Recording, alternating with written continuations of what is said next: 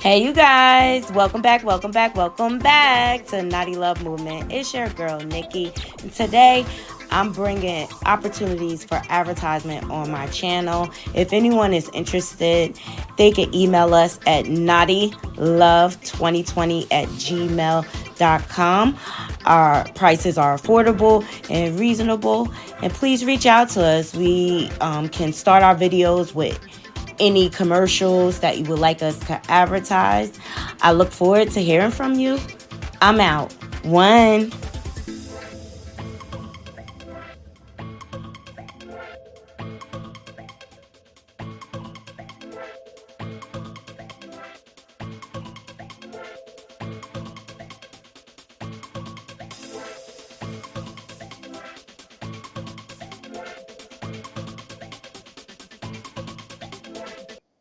Hey, you guys, welcome back to Naughty Love Movement. It's your host, Naughty, bring you the latest and trending topics. And I vlog my life, okay? I bring you the latest and greatest and trending topics. Keep y'all up on all the tea. So clock that tea. All right, welcome back to my channel, Naughty Crew. I missed you all. Woo, I had a great day at work. So I was like, let me jump on. I had enough energy left. Like, let me get up here and get my naughty crew up to date with what's going on. Okay, so we're gonna get into the updates of Naziah Harris. We're gonna dive into the Mark D from 7 Mile Radio and Roxy Rocks, who is cousin to Naziah. They're falling out or their breakup of partnership or business partnership, if you may. Okay, it is just messy, and I feel like people are losing focus, and the focus is we need to still find Naziah. All right, whether she's alive or passed away, we still need to find her, but we're going to entertain it because people love the messy, okay? But I'm gonna give my honest opinion about the situation. We also want to get into Diddy's new indictment that just dropped. Boop, okay? And the ASAPRocky trial updates. All right. So if there's anything else you guys want to talk about, just let me know. You can either inbox me or drop it in the comments, and we can go looking for it. But yeah, I hope everybody had a great, wonderful day. I know I did. Like, because yesterday when I left work, I had just felt defeated. Like, that's how busy it is at my job right now. And everybody is demanding, like, we need it now, now, now, now, now. And it's just like, get in line. Get in line. We want to get it to you as fast as possible, but this time of the year is an influx of insurance changes, people switching providers, and things like that. And people act like they don't understand that. They act like we don't go through this every single year. Yeah. So, and then I had like a coworker like try to take a dig at me, and I could tell she was talking about me, but she ain't say it directly. I just can't stand, like, this is my thing. If I got an issue, I reach directly out to the person, right? So it's not like subliminals and stuff like that. I just don't like that phony shit. You got a problem? If I made a mistake, I don't have a problem with owning it. And I never gave you any energy where you needed to be afraid to speak with me. But you wait till we're on a group meeting to bring it up. And I just thought that was kind of whack. So, like yesterday, I had it. I was spent. I went out to the bar, shot some darts, got me a double shot, and came home and passed out. And I was like, tomorrow going to be a better day. And so I woke up and I was focused and I had a plan for my day because, like, those different little situations kind of put me behind in my normal work or whatever. So I had a lot of catching up to do today. But your girl came in 10 toes down, got to it, got through all my work, and created a project for myself so that I can get an exceed expectation on my review. Okay, so we back at it. So I was like, let me come on and check in with my United crew. I love you all. Thank you all for joining me. Please just make sure you are liking the video, sharing my content out. And if you're not subscribed, please subscribe. It's the engagement and sharing out and things like that that helps bring attention to the channel. That helps the algorithm recognize that we are here. So I definitely appreciate everyone supporting me, my old subscriber, day ones, and my new subscribers and subscribers to come. I appreciate it. You. And shout out to all my moderators. Y'all always there rotting for me. So I appreciate you all as well. And of course, donations are always appreciated. We don't work for free over here. Nope. Nope, we don't. Nope. And if anybody tell you they do, they lying. Mm-hmm. Sorry, y'all. I gotta go back and forth because I still got like 20 minutes left at work. Okay. Let me say what's up to the people. Make sure y'all following us on all the free apps. They are scrolling below on the bottom. Hey, Marva Blue, thank you. Matter of fact, you just reminded me. Let me pull that up too, what you just sent me. Shout out to Marva because she always sending me the deets. Thank you, boo. I appreciate you. What's this one?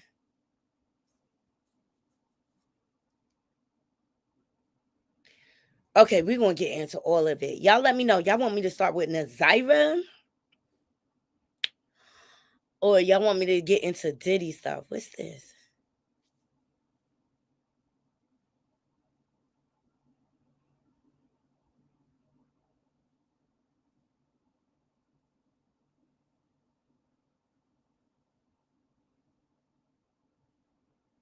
I got a couple of updates on Nazira. Hold on. Sorry, I just reminded myself. Please thumbs up the video. Thumbs up the video. Help us get in the algorithm. Is this it?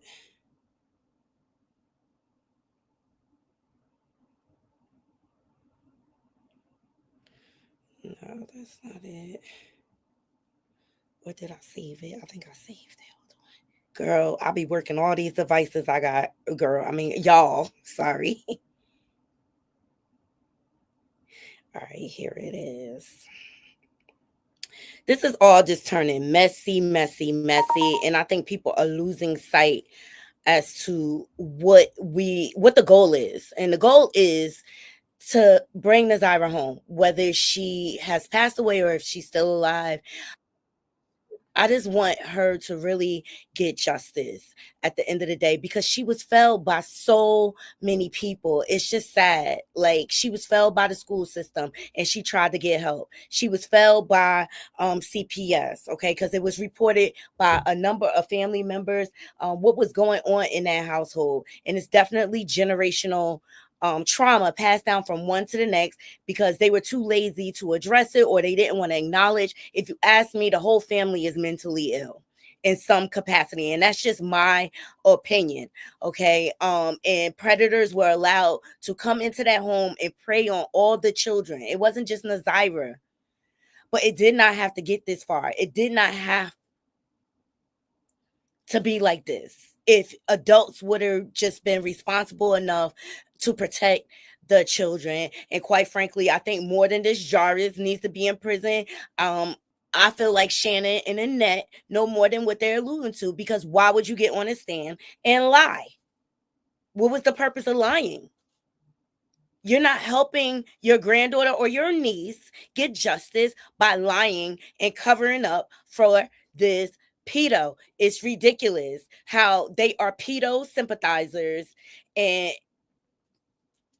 he shouldn't have never been allowed around the children in the first place. Just like Annette's brother. I don't care if the white woman lied or not. At the end of the day, he is convicted, tried, okay, and he's a level 3 SOer. He should not have been around the children. And I don't care if it's family or not. Sometimes you got to have tough love with family. And if it means protecting the children, that's just what you have to do. All right. Let me say what's up to my people. Hey, grown woman. She said, I agree, Nazi. Something is definitely not right. It really isn't. And I went back and forth on whether I was going to entertain 7 Mile and the Roxy fallout, because at the end of the day, that's not what's important. What's important is that they find Nazaya. Hey, Marks, thank you for joining. Hey, Marva. Okay, y'all want to get into Nazaya, it looks like. Hey, Tails, thank you for joining. Love you long time, guys. Good evening, good evening. Yes, hit that like button. Hit that like button. Make sure y'all sharing this live out, okay? Over here at the Naughty Crew, we deal with facts, okay? And I don't like dealing with too much of rumor or whatever. But let me tell you something. When Roxy and Mark D rolled up to Marquita's boyfriend's house, which they were invited, but I didn't think it was gonna come. He thought it was gonna cause all of the falling out. Okay. Um, was Mark D a little like aggressive with his questions? Absolutely, but I felt like he was asking the questions that we all wanted to know the answers to. I felt like Marquita's boyfriend's aunt that was there, she was really asking them questions. Okay, like she was like no holds barred. Like this don't make sense. It really don't make sense. Okay, um, I think it was a little unprofessional as a journalist, in my opinion, or whatever. Mark D came on his platform and said that he arrived with an AK on his shoulder. That's intimidating in itself, especially when you're not used to being around weapons or whatever. And I'm like, I get that you walking in a situation you really don't know what's in the house, like, cause let's just say it. I think AT2 said the house looked like a trap house. Okay, they on air mattresses, no furnitures. They got like picnic. They got the outdoor picnic tables at table. Everybody's sitting around rolling up. It is giving trap house vibes. Okay, and I get he don't know how people gonna react or whatever. But if you had to do all of that, I wouldn't have went in that situation. I would have just kept everything virtual. Yes, clothes everywhere. The houses is nasty.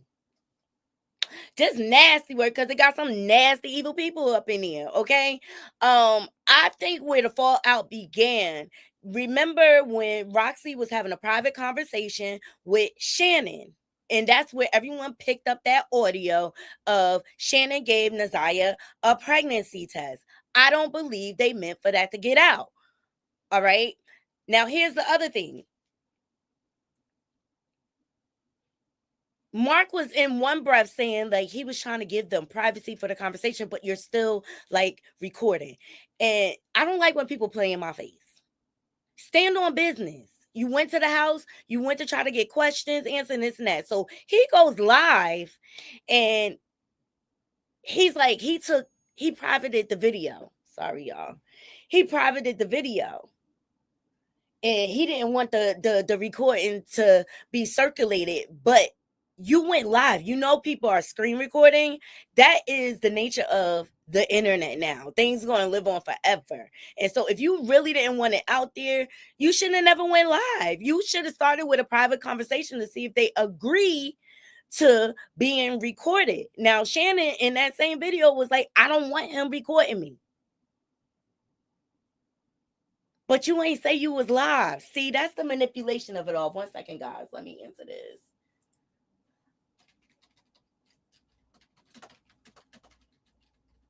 Please thumbs up the video. Your girl multitasking. We got 10 minutes left at work. Ciao. And I'm going to get into this. The fall of the diddler. Tim. Mm.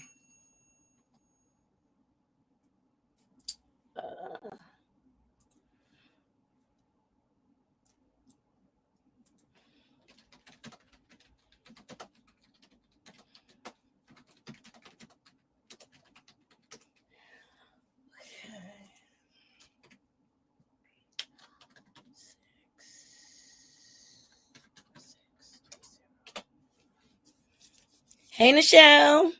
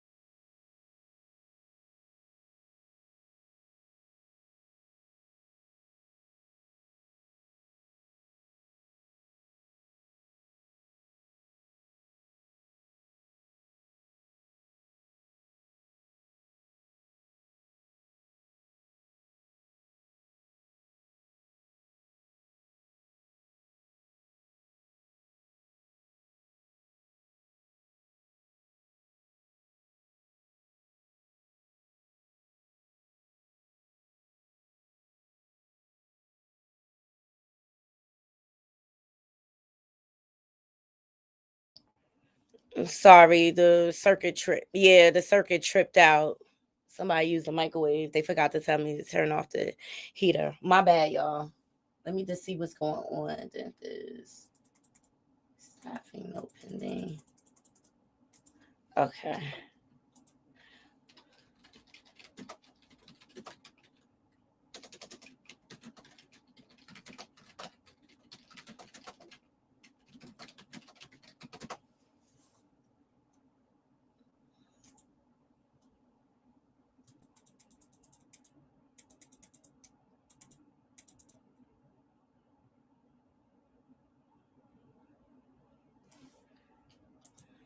To staff the patient.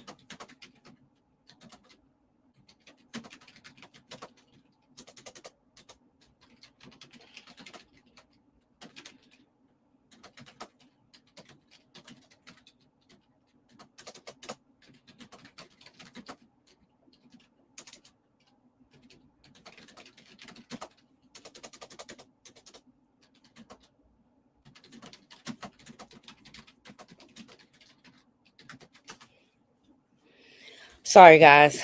Duty calls. Can y'all hear me now? Everything okay now? I can't wait to get my hair done. I'm not getting my hair done to my treat. We going to NOLA, Naughty Crew. We going to Mardi Gras. We going to Mardi Gras.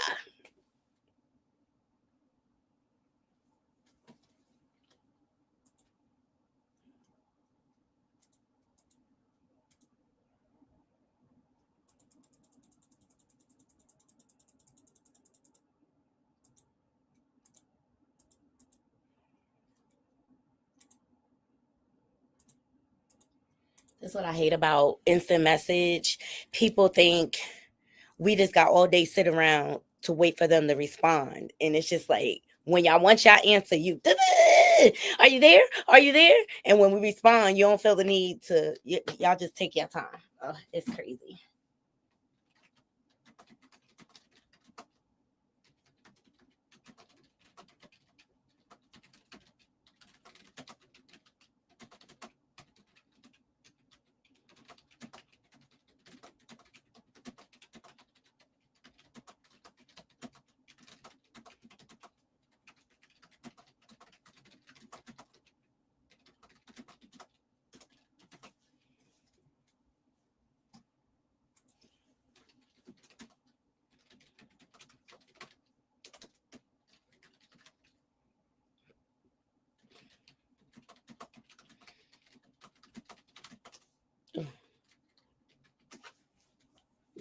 All right. Anyway, so where was I? Oh, Mark D went on live talking about he didn't want the video to circulate. It's too late, sir. You know, when you on live, somebody is screen recording, somebody is sharing, and things like that. It was too late. And I don't like when people play in my face like that, because you knew what your intention was when you went there with the video camera already recording on live. You wanted content at the end of the day, right? So fast forward, all of a sudden, I see posts on, because y'all know I follow the Facebook group or whatever. Let's check this first one. I see posts. This is from an anonymous participant. She said, woke up seeing posts that Mark D has removed Naziah case info from his page and changed to subscribe only. It's weird. What the F? Naziah is not missing, instead in police protection from being a victim of Jarvis. I don't believe any other speculation right here. What if everything is already figured out and they have to make it look like she's gone to charge him?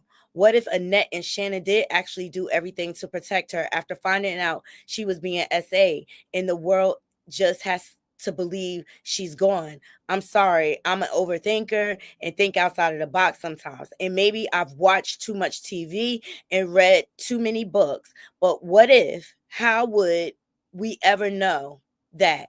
And Roxy and Mark now want to go silent after all this. Somebody tell me I'm not tripping. This could actually be a thing, right? So forget about all the speculation. I was just like, whoa, what you mean?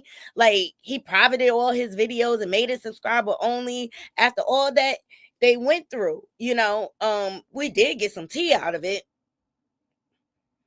right? So one of the comments makes sense, says the police could have told them they are interfering with the investigation. The police don't have that baby, but I believe they know what happened to her and who did it. And they just waiting till trial to expose everybody. And remember, I said when they gave the press conference, I said they probably trying to trap Shannon in them by saying that the investigation is over and they have their suspect that they want or whatever. And I felt like I was like, well, maybe they trying to trap to see, because police lie all the time, to see Shannon and her mom's movements after Jarvis is put away. Like, are they gonna be moving around? Because they could lead them to the body, right? If they know. See, there's still no response. They could lead them to the body, possibly, right? So I was like, maybe it's a trap. So then Roxy, she goes to pose. Hold on.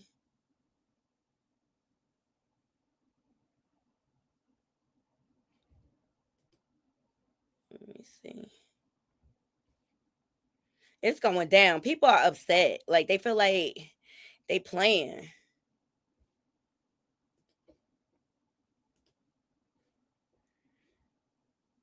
So then I see Roxy.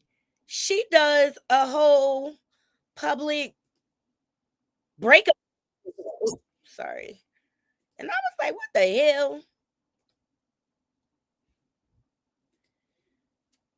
It was like, you know how they make the announcements when people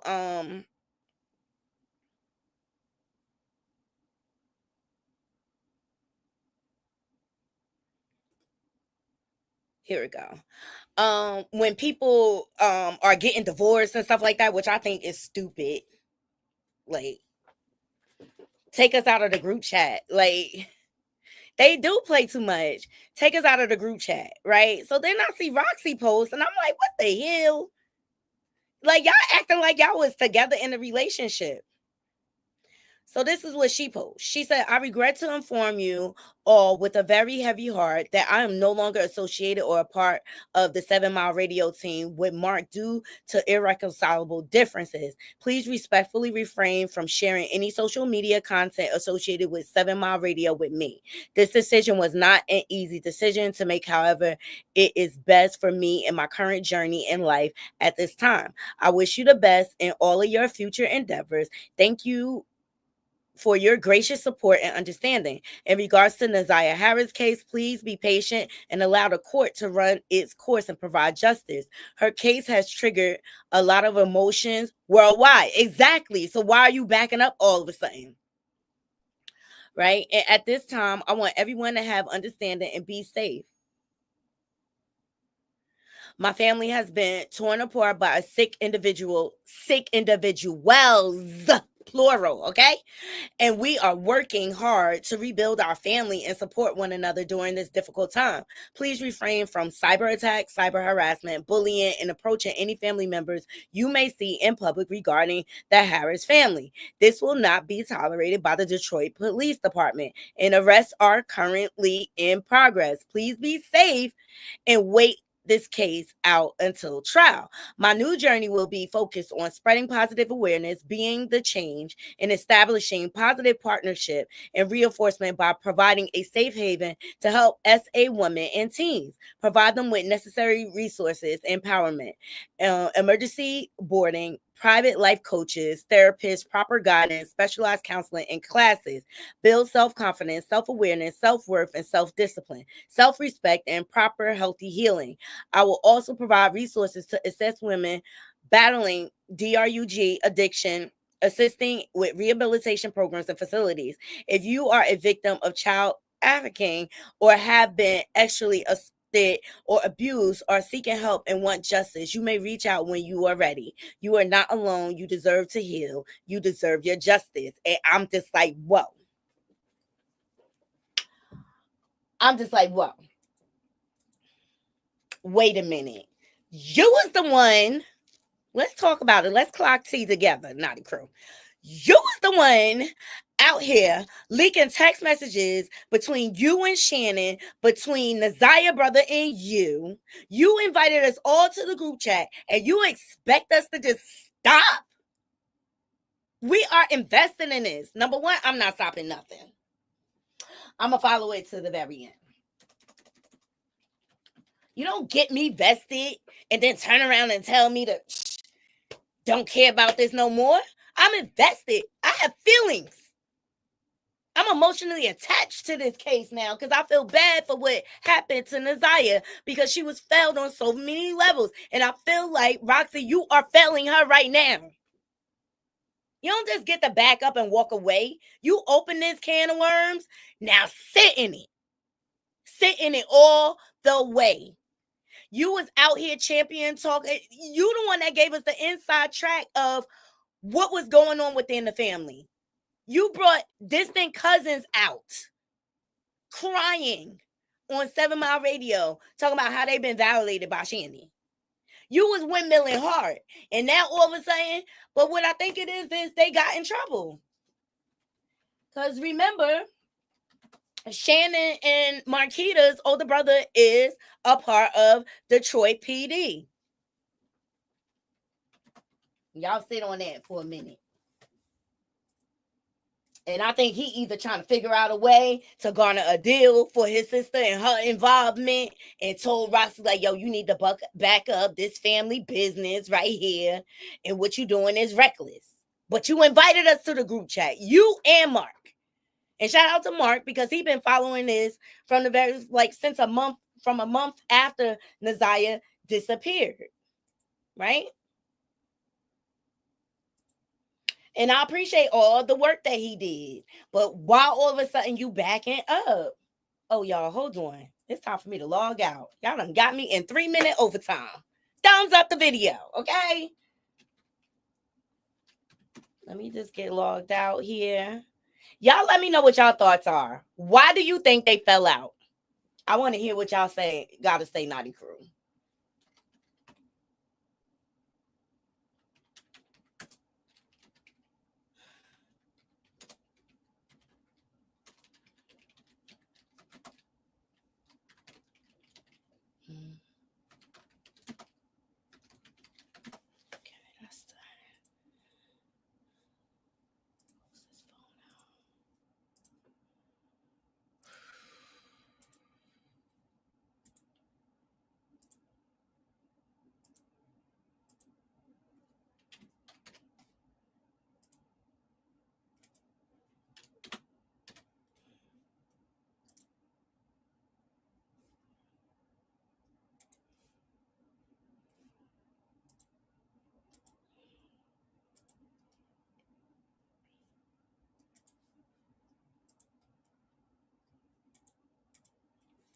Y'all let me know what y'all think in the comments. Why y'all think they fell out?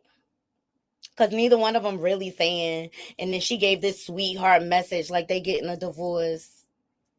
Oh, due to irreconcilable differences. Are you shitting me?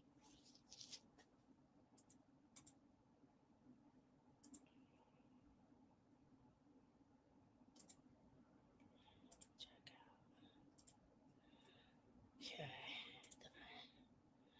All right, that's done. And we up out of here.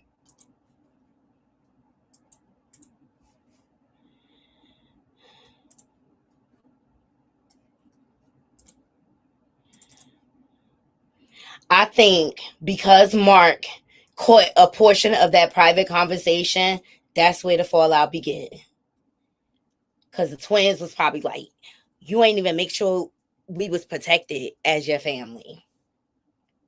And I told him I didn't want to film, but it was live already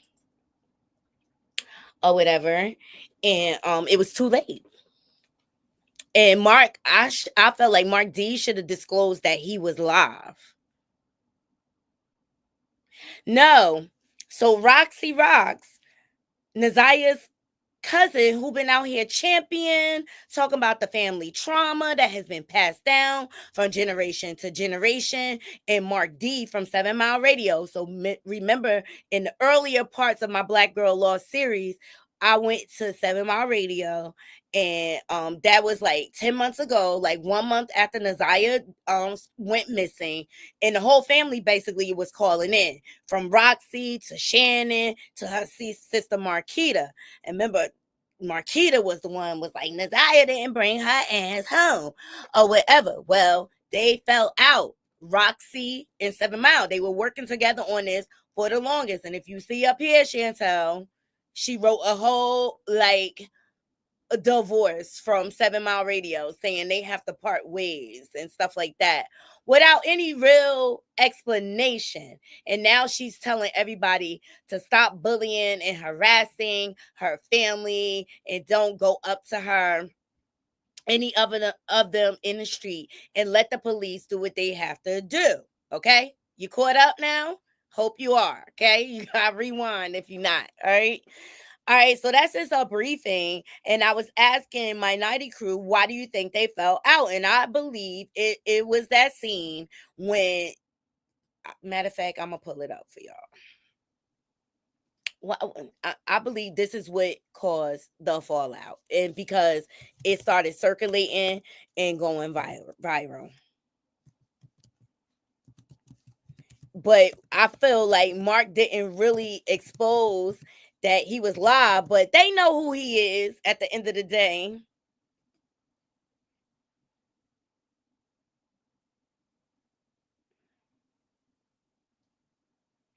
And you know, people are going to screen record and circulate. Once you live, that's public.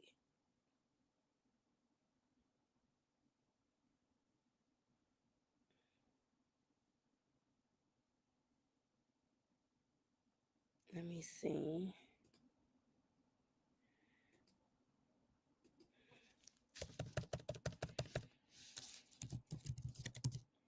And now we know for sure that Shannon knew Nazira was pregnant because she gave her the pregnancy test.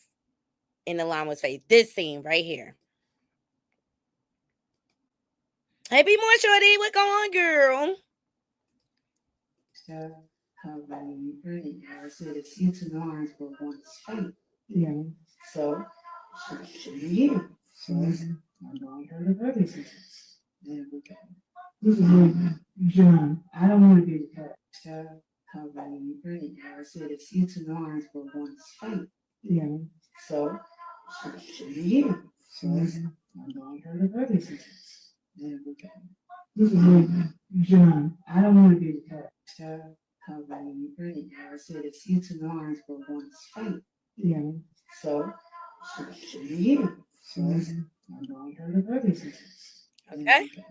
This is John. I don't want to be the pet. So, okay, she clearly did not want to be recorded, and she did not want this circulated. I mean, this is incriminating information. All right, let me see what y'all saying in the comments before we move on.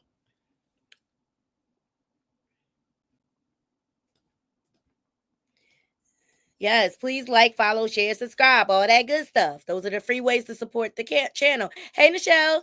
Nichelle says, I don't think they fell out. I think it's part of the plan to gather more information from Shannon and the rest of the sick individuals, etc. That is a great theory. Grown Woman says, egos. Everybody wants to be first. It's not a competition. And can I tell you, I hate that content creators are trying to make this a beef. We need to stand together as content creators. I mean, it's already went national, but we got to get the mainstream media to really follow this story. And falling out and beefing over who exposed what first and who should have did what is it's taking us off track, because the subject at hand is find out what happened to Nazaya, where she is, so that she can rest in peace and have proper ceremonies if she is in fact passed away or deceased. That's the goal.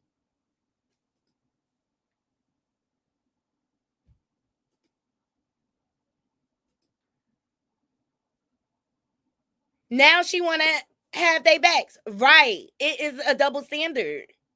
That was not Marquita. That was the Marva. I can't.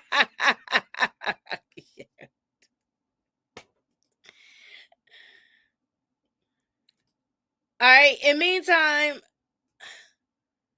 There's so much footage out here of Roxy. So Roxy, are you gonna take everything down?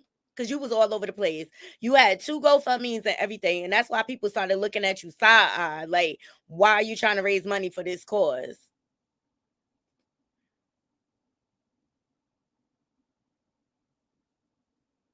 Right, Nichelle. Why does it have to be competition? It's whack. Like, let me tell you, I do I do this genuinely from my heart, and I only talk about the subjects and the stories that I really truly care about. You understand? And I appreciate everybody supporting me. You know, the channel will grow on its own. I'm not out here I need of course you want your videos to go viral. It will happen. Like, I'm just patient with the process, to be quite honest. And I feel like anything worth having, and if you want longevity, you work for it. You work for it. And I want a genuine naughty crew. I want a genuine YouTube family. I don't feel like I need to clout chase and panel hop and things like that and beef with this YouTuber to bring attention to my channel. I built everything from the ground up genuinely on my own, figured out how to do this on my own. You understand?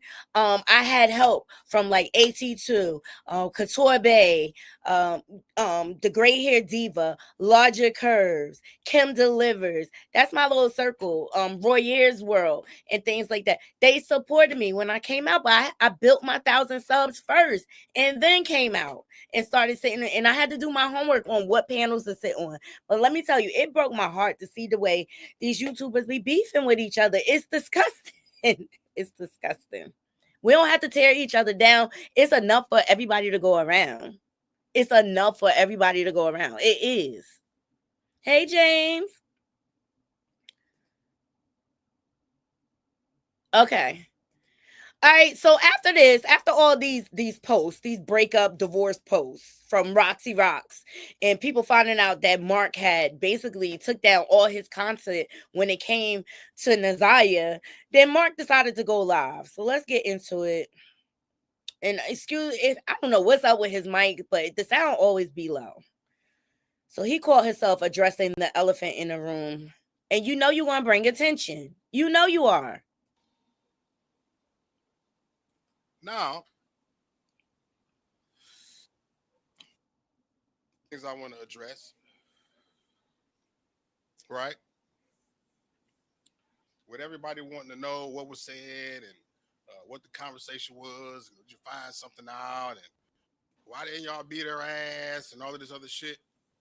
Ain't nobody I'm gonna need expecting y'all to you to calm beat the fuck their down ass. with all of that shit. I need y'all to calm the fuck down with all of that shit. Okay? And my thing is this. If y'all seen that I took the video that I posted to stream down, then it should have been an indication to y'all to take it down. But no, I have a lot of clout chasers that follow me. I have a lot of people that like to take other people's shit and get attention and likes and views and clicks and shit. The shit that people say that I do, they like to take my shit and do that. But then when I take my shit down, niggas like to let it rock. They notice and they, oh, Mark, you took the shit down. You took the shit down. Yeah, you still got yours up. There was a reason for it. Right? Because I admit when I make mistakes. Right? And there was a lot of mistakes made on that video during that situation. Okay? A lot of things happened that I don't think anybody in the room was really prepared for. So it caused me to compromise my journalistic integrity and go into a mode that was not professional.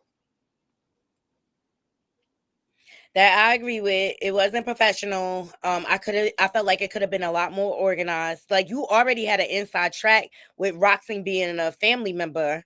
I accept that you take accountability, but at the end of the day, you went live, and you know what happens when you go live about a case like this. It's going to circulate. People are going to take clips from it. It's going to go viral. Like, you can't go to all these content creators and then turn around and say, "Oh, take the content down." And let me tell you, y'all, they really were inboxing people, telling them to take content down. Let me show you.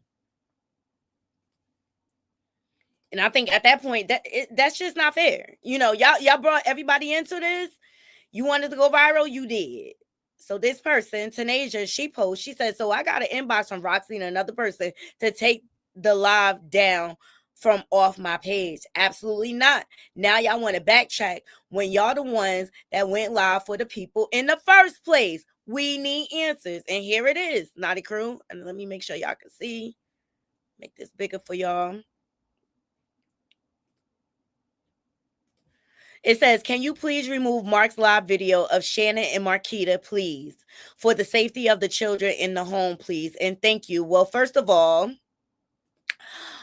Marquita boyfriend wanted them out, so it should only be his child there. Okay. And now y'all want to think about the safety of them kids. CPS just came and took them kids. So then this person inboxed and said, hello, my name is Rashida. I am on behalf of 7 Mile Radio. Per law enforcement action, we ask that you please remove the video from your profile as it pertains to the ongoing case. Thank you. You mean the case that law enforcement announced that was closed? Make it make sense, people.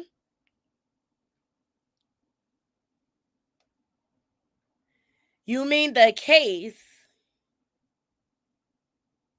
that they said was closed?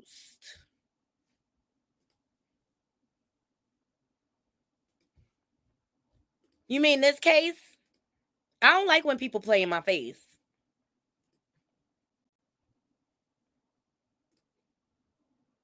In Detroit, they are no longer investigating the case of Naziah Harris. Are there any other people that are close to her family that may be charged or not? This investigation's over, and we have charged the one and single person that's responsible for not only her death, the evidence show, but also for the sexual assaults that we have charged today. And what are his priors? You talking about that case? I'm just saying. Come on, Mark, get up here. Come on. Get to it. Because I was unprepared, right? I didn't go there to talk to the person who ended up being the star of the show. Didn't have questions already prepared for that. So, but you knew they were there, though. That's my thing. Don't act like you didn't know they were there. That man was online with another YouTuber saying that they were there. Y'all knew they was there. That was the whole purpose for y'all rolling. I don't like when people lie. I don't like when people play. I don't like that. You know, I seen one video where brother was like, you know, motherfuckers be doing too much and shit, you know, going in people's houses with guns and all this other type of shit, blah, blah, blah, blah. Right? First off, there was nothing ambush, right, about that, or what's the word? Because the police gave me the paperwork, right? There was no witness threat or intimidation, okay? I'm sorry, Mark. If you come in my house with an AK, I'ma feel intimidated, okay? Because I'm gonna be like, damn! What's all that for? That's me personally, okay? What's all that for? I thought you just wanted to talk. It's the paperwork they gave me, right? I ain't gonna put it up there because y'all like the screenshot shit, but this came from DPD because they giving me more so instructions on how to do things correctly as far as how I'm doing them to be inconducive with their terms and conditions, i.e. the law, to do the things that I'm doing more appropriately, professionally, and abiding by the law.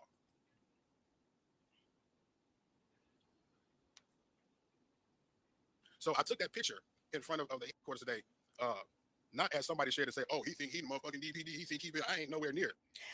Okay, be more shorty. I believe when they announced that they closed the case, I believe that was a trap for Shannon and Annette to see if they, number one, will lead them to where Naziah was, or to see how their movements would be. I feel like lock them all up too, because why is Shannon putting money on Jarvis's books, still going to see him and things like that after what he did to her niece? DPD, not nowhere near, right? That was my way of updating y'all, or just giving y'all some kind of a post to let y'all know something was still going on, right? You knew I wasn't gonna post something like that and not let y'all know what was going on after that.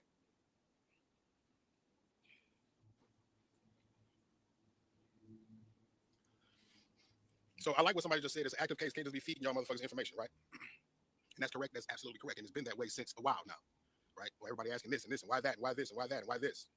A lot of that shit ain't for y'all to know, right? I know things right now that I'm not going to tell y'all because it ain't everybody's business. Why? Because I'm the gospel on social media as far as this case is concerned. Anything I say, y'all gonna take it, twist it, bop it, twist it, curve it, and fucking chop and skew it, and it's gonna be something else by the time you get back to me. Especially if these two sissies from out of state, my two sissified stalkers from out of state get a hold of it. Of course, it's gonna get twisted. That's where a lot of y'all coming from. Well, I ain't gonna say a lot of y'all, but and I know we got his minions watching too.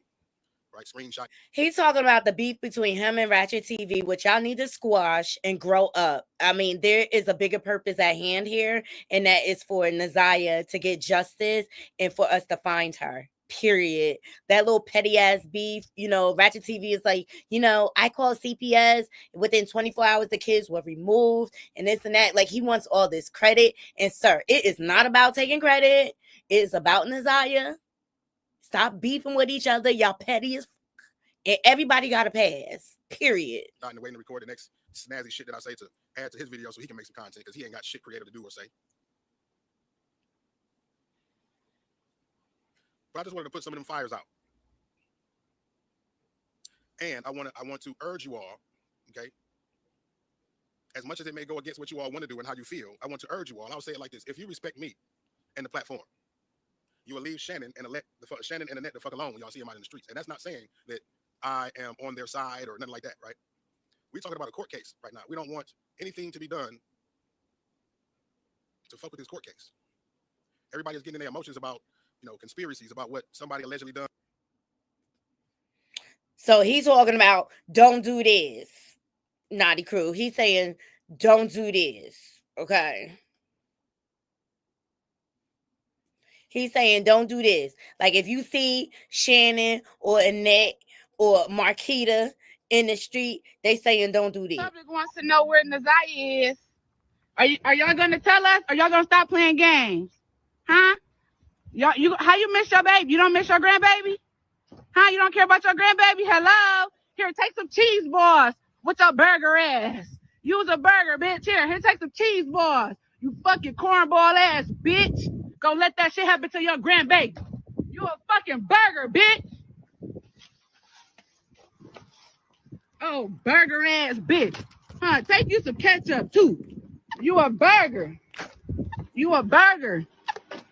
You a burger. So he's saying don't do that, y'all. Even though they deserve it, they saying don't do that.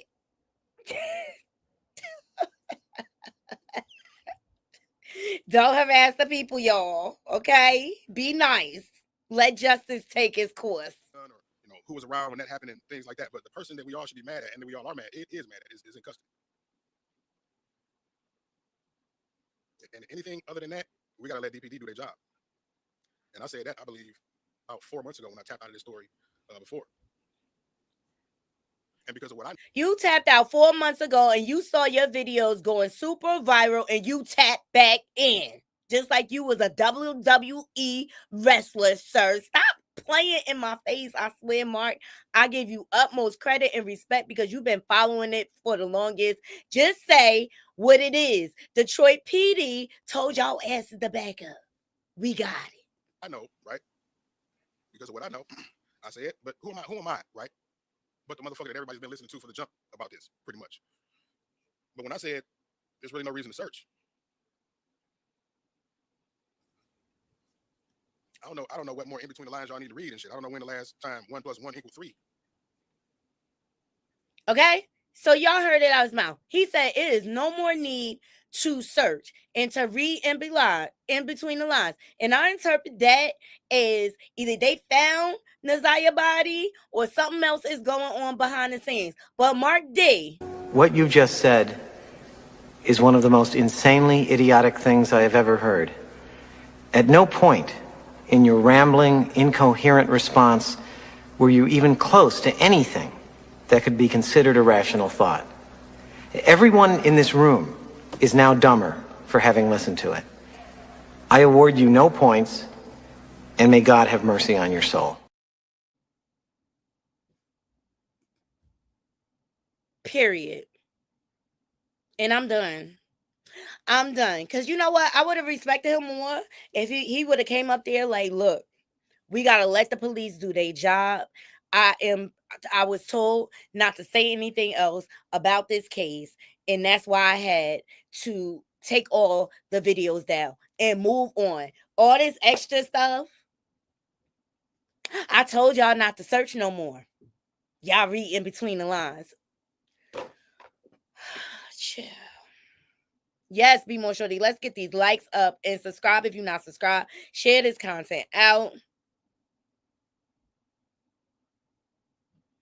This is just sad because everybody is just still failing her. Okay, thank you, Marva, for the update. God bless those children because that nasty group of lewd heifers never cared about them, period. Okay, yeah, CPS took them away. Okay. Yeah, Annette, you still a burger as far as I'm concerned. You still a burger, bitch. As far as I'm concerned, you still a burger. All right, now, just to give y'all a little more insight and a little more history, because Roxy was out here running her mouth. She was throwing the rocks, and now she's trying to hide her hand. We wouldn't know a lot of the information that we know if it wasn't for her leaking text messages, going live, and things like that. All right, but she put the family business out there, so we here to get into it. Okay, I'm gonna keep my naughty crew up to date. So let's listen to this podcast. All right, they talking about Shannon Harris' pregnancy and also what happened to Nazia's biological mother, who's a deadbeat. What happened to her and made her get on rugs? All right, I'll check my DM while y'all listen to this. All right, fair use. Here we go. Podcast that Roxy and I believe her cousin were on when her cousin came out and talked about the essay that happened to her at the hand of Shannon and her twin. Yeah, Sierra made an attempt to confront them and they kind of just, swept it under the rug. Yeah, we're here for you, cousin. We need to talk. I thought that she had mentioned something that Nazia and Shannon were pregnant at the same time. She said, and I know Janelle was on another podcast with Community Advocate and was saying that she had 5 children. It was almost 6. Was she pregnant at the time that she went missing? Yeah, I believe she had a baby in January 2023. Okay, so the year prior. Because she had the last baby, it looked like, from her Facebook in January of 2023. Right, so she would have had 5, and then I believe Shannon miscarried one. Okay, wow.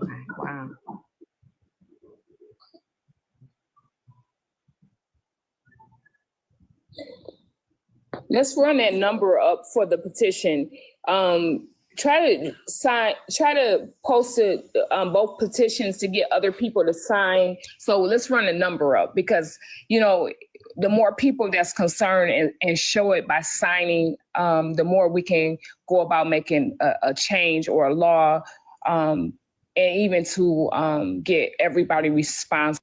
Yes, there's definitely a petition going around. If you want to see the petition, they have it posted to Justice for Nazia Harris, the Facebook group. All right. And Marva, I got you. After we finish this, I'll pull up the rest of Mark's live.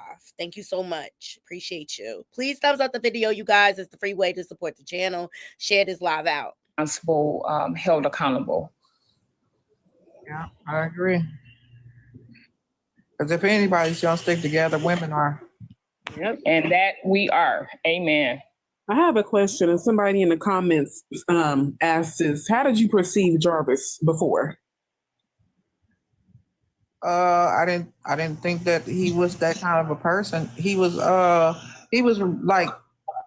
a shy, and I'm here and I'm not here. Like he moved around real quick and he had his head down. So, I saw him, but I didn't pay attention to him, I guess, until how you rethink about somebody. Mm-hmm. I was like, oh yeah, he didn't have his head up. He did kind of put his head down. He was moving quick. Kind of like a sneaky type. Yeah. But believe it or not, they pick their victims very well. These kind of men pick their victims very well, and they know who they can run game on. And now he probably looked at your face and knew that you wasn't the one. And he knew that when he looked at Shannon, she was the one. If you listen to the jail phone call and stuff like that, he's talking to his fiance and he's going off on her, talking about, yeah, I gave you the ring, but such and such, such and such. And then he even made a statement that said, everybody know what it is with Shannon. Yeah. He's a master manipulator. Make no mistake. Absolutely, he's a master manipulator. And these type of predators, they know who they could prey on. You know, they could smell weakness. They could smell. He preyed on women with low self-esteem. He preyed on women that he knew they feel insecure about their looks. They probably felt insecure about the way their body image was and stuff like that. So they know who to prey on. If you notice, he had a type. But he had a type that he would prey on, right? That he would use and manipulate on. But his appetite, like the Naziah Harris of the things, we're going to get into that next about his baby mamas and stuff. Thank you, Marva. I'm about to pull it up too after we get into the Mark content. Let's continue this. Here we go. Mistake about it. He's acting in court like he's shy, but if you listen to his phone conversations, he is not shy at all. That is just the act. Please don't believe that. Yeah, that whole courtroom setup, that was just an act. He has pimp habits. He has pimp-like mentality. That's how he talked to they women. He feel like they all his bottom B's. And matter of fact, Shannon was his bottom B. Having 5 kids by that pedo. Shannon was his bottom B. That's the one that would hand over all her paycheck to him and everything. She played the role of the bottom B. Period. That's why she's still putting money on his books till this day. Right. Well, he gonna put on that performance for who he could put on that performance for. He had a Hey, host, you could drop me down. Also, I played you the clip of the gentleman that came out and said that he was a homosexual. He used and lived off of women. I believe he used him being a mechanic as a way to lure in women. That's why that man got upwards of 40 kids. I think it's more than that he got out here. You're right. A performance. You're right. They all checked off all the same boxes when they went up on that stand. Every single one of them. The fiance he didn't have kids with, she looked like she put a little more effort in that morning. But they all, for the most part, checked off the same boxes. Lonely, desperate, low self-esteem, and or maybe a victim. Yeah. All right. One last question I have is it had came up in conversation on the Advocate Network. Be quiet. The Advocate Network that Janelle was on, that there was an incident with a 35-year-old neighbor who had autism, who lived in a group home. That's why she was instructed. I guess CPS got involved. Somehow or another, I don't know if they were insinuating Annette didn't want to press charges or CPS didn't, but they made her move. That's why she moved into a different home on Bedford. She didn't move. She bought that house. So she was living in the house and then she bought a house and that's the house she bought. That's where she's at. Oh, so was there an incident that she was aware of with the neighbor? From what I understand. And was that reported by her or she kind of just blew it off, swept it up under the rug? Okay. I bet you one thing. I bet you that that there are going to be more victims coming out. I can bet money on that. And I could believe Annette swept it under the rug because that's what she did with Naziah. That's what she did with her own biological children. Naziah's mom, Lady, and Shannon and Marquita. They were all violated. None of them were protected. And you're going to hear this in his life. it could be from his own children to neighborhood children. It's just going to be so many more victims. Well, there's quite a few out there now. Well, was he a victim? I mean, I'm not giving him no pass by far. I'm just trying to understand the profile of the person that we're talking about. From what we understand, his mother's friend made him a when he had a baby when he was 13. From what we understand. So, and that's probably why the grandmother raised him and the sister. Okay. So he was violated at 13. I played y'all that early audio. The mother of the woman, the son of the woman Jarvis ended up impregnating spoke on the live, and I'll pull that up later if y'all want me to. All right. It's generational trauma passed down from one to the next. And instead of people getting professional help for the victims, they sweep it under the rug. And guess what? They project that on the other people. And that's why Jarvis thinks that it is okay what he is doing. That's why he thinks it is okay to violate 13-year-old girls, boys, allegedly. Okay? Because his sexuality was skewed at a young age, right? And he was violated at 13 and never got help. So this is what it has manifested into. He's a super pedo. Probably. JP, do you have a question? I do. Do you guys hear me? Yes, ma'am. Okay. So there was rumors going around that Annette was married or is married, and that her husband was also into the same type of activities that Jarvis is, where he would go to hotels with underage girls. And this is why I pop on people's panels. So Annette is not married. Okay. And when she was married, her children were not adults. Okay. That's the child who they said was messing with the kids. Now, if you want to know about that part, from what I understand, when Annette was married, her husband by the name of Charles raped her daughter, which is Lady, and she did nothing about it. Lady's oldest child is not Charles, is it? No, Naziah is Bari is not. No, not Naziah, her brother. No. Oh, okay, sorry. Hello, Miss Roxy. Again, you have my condolences. Okay, so Lady, who is Naziah's biological mother, was raped at 13 by Annette's husband, and she never got help. And that's why she started running away, and that's why she turned to rugs to cope with the trauma, because they never got her professional help. Generational trauma passed down from one generation to the next. Annette was violated and pregnant at 11. And I think they said the grandfather did that. So this family has the propensity of manifesting and attracting pedos. And they don't see, this is the path of the mentality. All right. So I wanted to share that with y'all. Let me go back to what Marva sent us. She said she had something for us to hear by Mark D. Okay.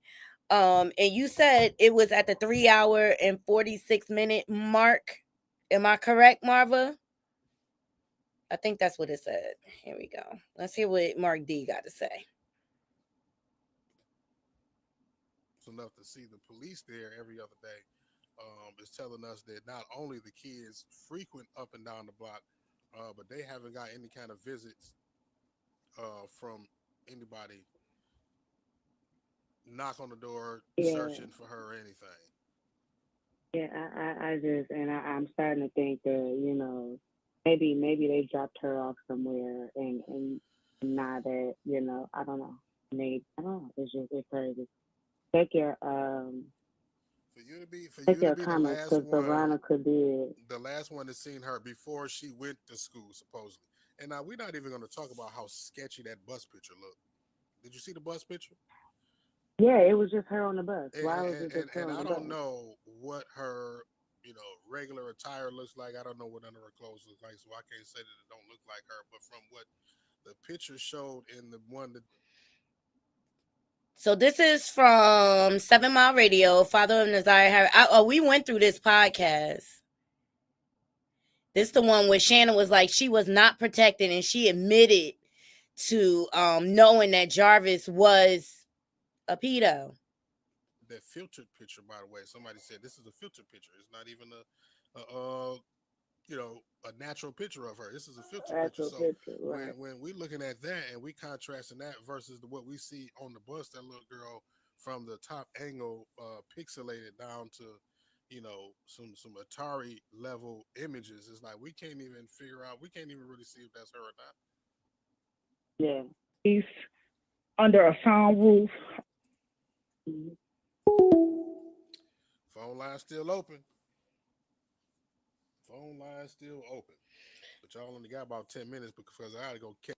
I'm sorry, Tells. I don't know what's up with Mark D's microphone, but it tends to come in very, very low. And that's on everybody's video. I could turn it up a little. I got it up as much as I can bring it up. Okay. Hey, Couture Bay. Yes, please get these likes up. This is a clip Marba wanted us to listen to. I think we heard this already, but it's okay. Here we go. Catch Charlie before we close. You know what that means. What's going on, Carla? Who's this? Oh. Somebody called from the Page Plus phone again. Their minutes ran out. The minute they what's going on, Carla? Who this? Where you calling from? What's going on, Carla? Who's this? Oh. Somebody called from the Page Plus phone again. Yo, can you hear me? Yeah, see, they playing. They listening. When you call, right, turn the device that you're watching the show on off. Okay, there's not going to be the same time sync in the video and what you're hearing on the phone. Don't try to listen to the show and talk to me on the phone, right? What's going on, Carla? Who this? Where you calling from? This is Shannon's brother. My name is Florentino.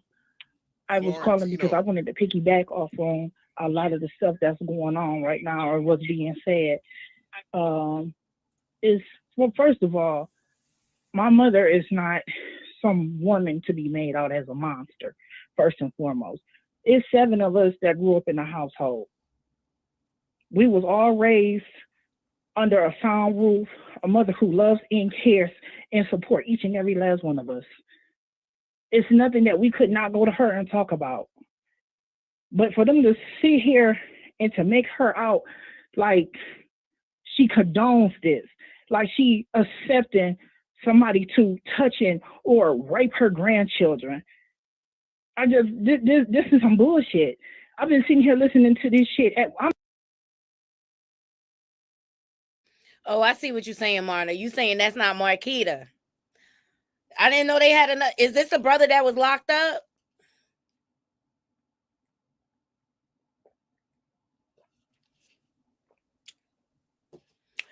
Is this the brother that was locked up? Oh, I thought it was always Marquita. I'm at work. Been listening to this shit since 9:30. This is some real funky foul ass shit at this point. Okay, so the day that Nazaya came up missing, my mother went to the school the very same day. She went to the school and she went up there when Nazaya didn't bring her ass home. And went up.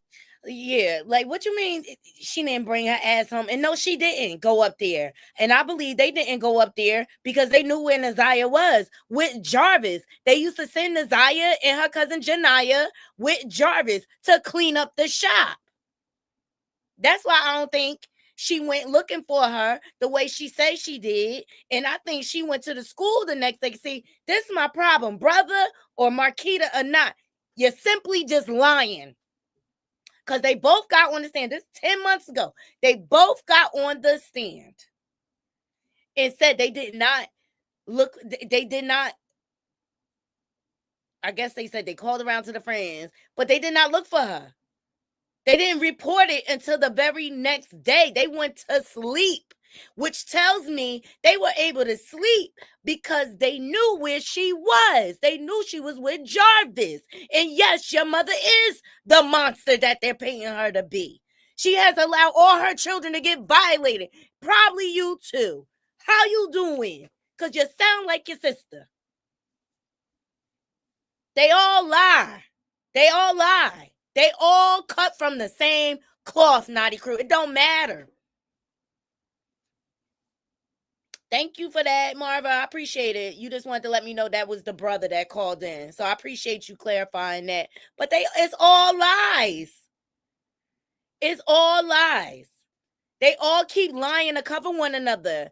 The truth stays the same track. It never changes. A lie, you got to keep telling another lie, and another lie, and another lie. It changes. Right. Who speaks of their missing niece that way? Oh, Naziah didn't bring her ass home. They all had hate in their blood for her. They was all jealous of her because they ugly and she pretty. Care. I don't care. I don't care. I don't care. These big backs, they all ugly. I don't care what nobody say. They ugly in spirit. They ugly in looks. They all ugly. And losing weight ain't helping either. I said it. Marvin said all of them never called her by her name, little girl, my niece, etc. They didn't look for her because the neighbors didn't know she was missing. Period. Period. Point blank. Period. Right. Couture, they sold her. Period. All right. But I just really feel like with all this beefing going on and people falling out and stuff like that, all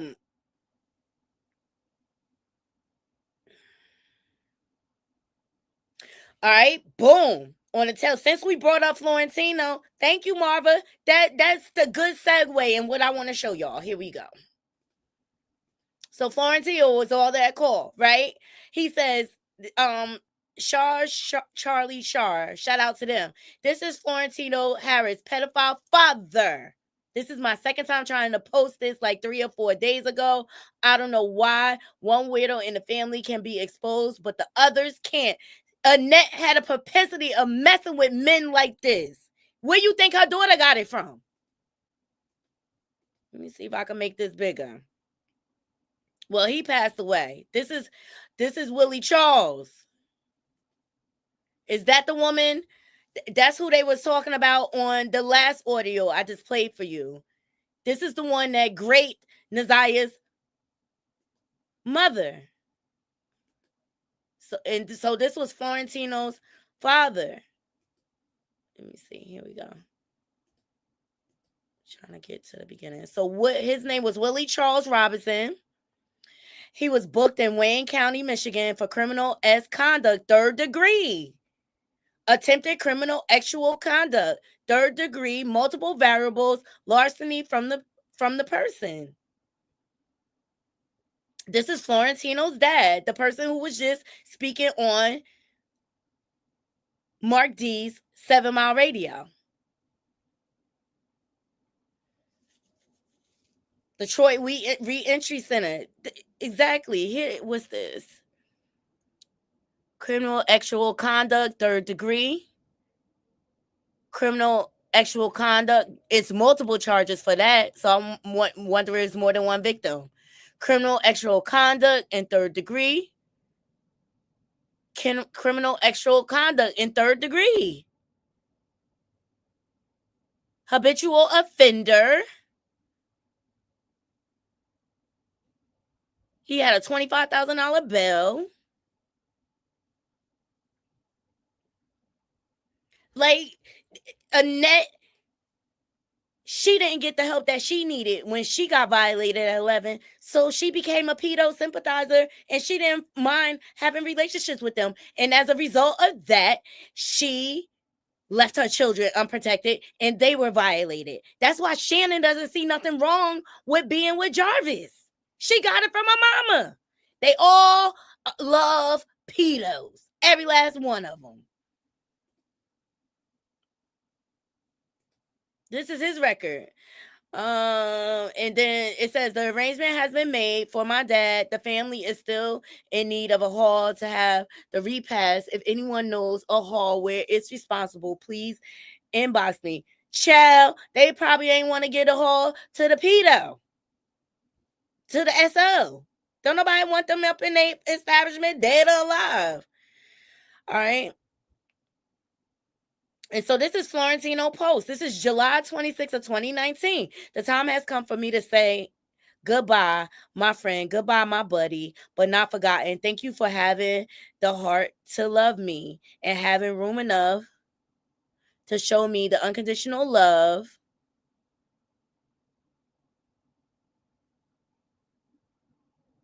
towards me. I'll cherish the time that I had with you. Thank you for being a part of my life. Thank you for hearing me out when others did not want to hear me. Thank you accepting me for me and all me and for me. It sounds like he came out the closet to his father, okay? That I'm grateful. My heart is heavy. But know that you are in a better place. Make this so much easier. And the little that time that I had with you is enough to carry me on the rest. Well, rest peacefully, Dad. So this is his father. All right. So he has now passed away. And this is probably the man, Charles Willie Robinson. Let me look at that other audio. Let me just back up, you guys. Because I believe that's what Roxy was saying.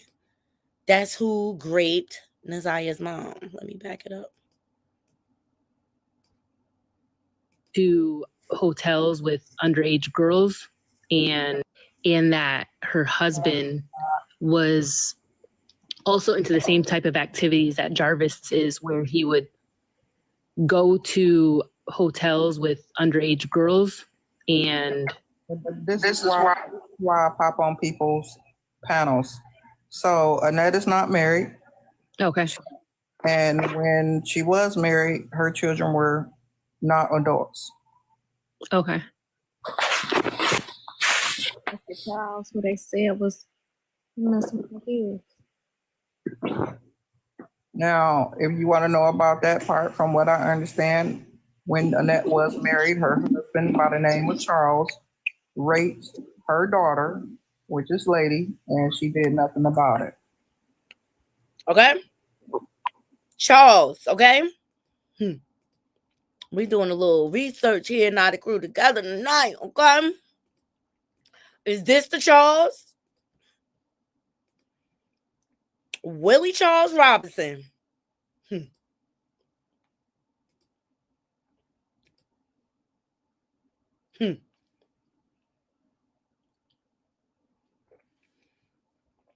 Child, all the TB in the Facebook group, y'all.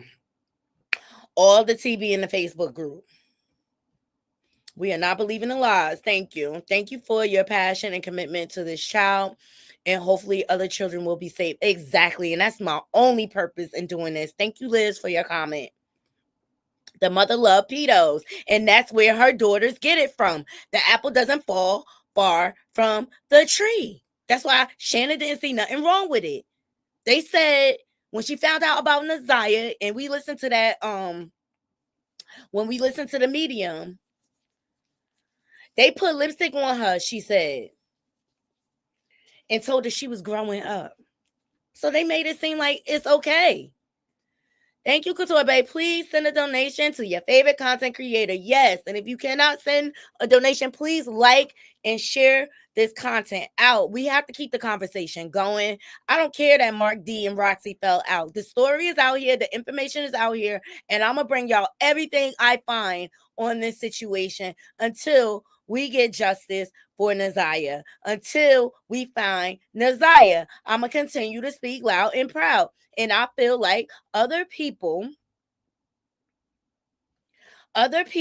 should be charged. I believe that in my heart of hearts. And I'm not going to stop. I'm not. Now, Roxy, you done came out here, gave us all this information, exposed text messages and things like that. And now you want to back up. Okay. All right. So update on Jarvis charges. The local agency hold means that he has charges being added from elsewhere, right? Doesn't necessarily mean it is related to the case. You never know. All right. So he's being held. His booking date was February 7th. He's being held at the adult detention facility. His bond was $250,000, which has all been remanded. Okay, which means he can't get out. Let me see. So I guess they just showing. All right, yeah, it looks like it's more counts because this is everything he was charged with up until this point. And as of, let me see, it looks like March 7, 2025, that is his court date.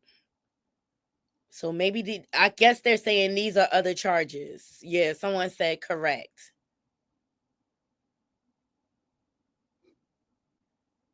So he got new charges on 1/9/2025, 1/17/2025.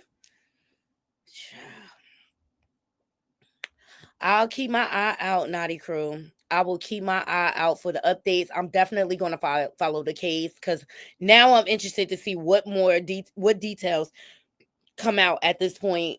Because I feel like a lot of heads are going to roll, to be quite honest.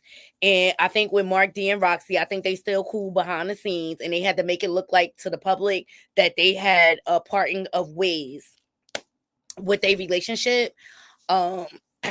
Just maybe because Roxy wants to get closer to Shannon, because Shannon, you could tell she kind of trusted her because she was spilling the beans. And to me, the way Shannon looks, she wants to tell somebody what's going on, but she's scared.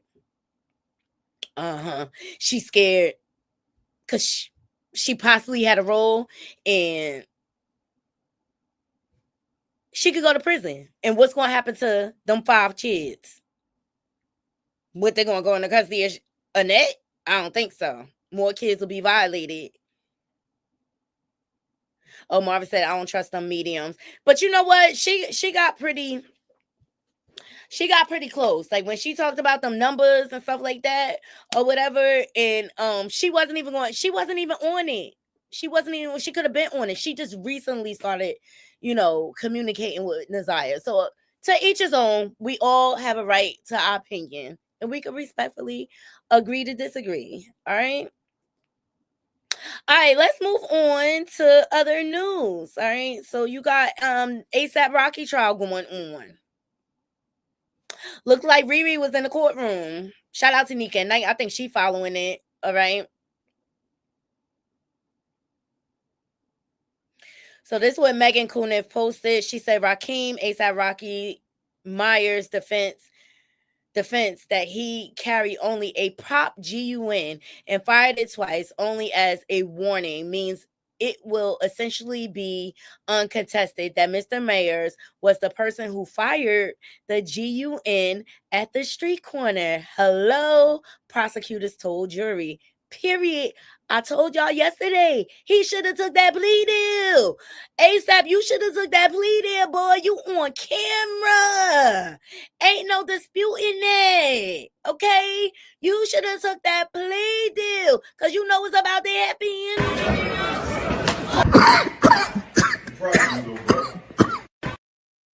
They gonna send you up a river, son. They gonna... You ever been swallowed up? That is a poor defense when you on video. And they offered you 90 days, boy. You should have took that 90 days in van. You would have been out in 60 for good behavior. Stop playing with me. So also prosecutor, and shout out to Megan Kuniff and James Quilly, prosecutors has hammered idea that Relly wasn't meeting ASAPRocky to fight the night of the Blickian. Okay, defense just produced text messages which Relly deleted from his phone before contacting the police, where he first contacted Rocky that night, cursing him out, saying, "Give me a reason." So are they trying to present a defense saying that he posed a threat first, and so Rocky ended up acting in self-defense?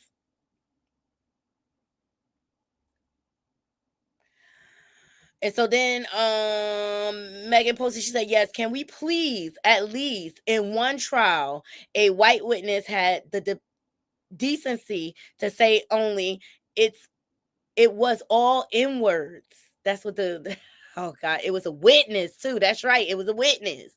Even after the prosecutor told him there's no censorship in the courtroom, he still had enough respect. This clear man, when he testified, the one witness, that didn't happen with the attorneys and judge in Rocky's trial this morning. Let me see. It says, can we get a judge order on attorneys not dropping the N-bomb when reading from text messages and transcripts in the trials? This happens every time I cover a trial, even adjacent to the hip-hop world. I can see people cringing in the gallery. So then the Judge Arnold told the attorneys not to say the full N-word anymore. I want you in court to say N-word. I don't want you to say the word. This after Rocky appeared to react to repeated use of the word during his lawyer Joe Tacopino's cross-examination of Relly. So Relly was still on the stand. That is the victim in the case.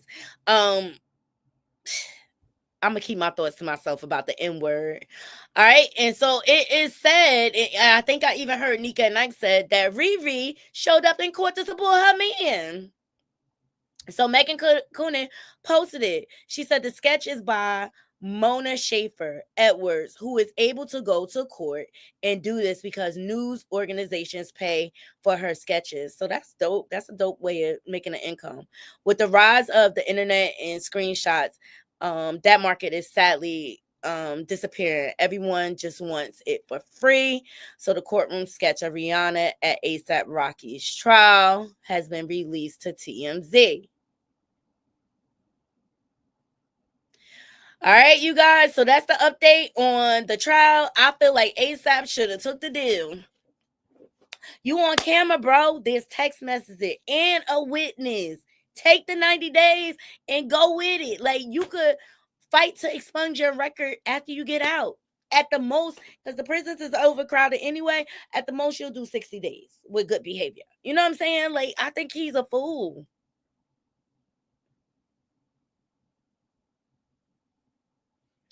I have not. Marva, can you send it to me? Hold on.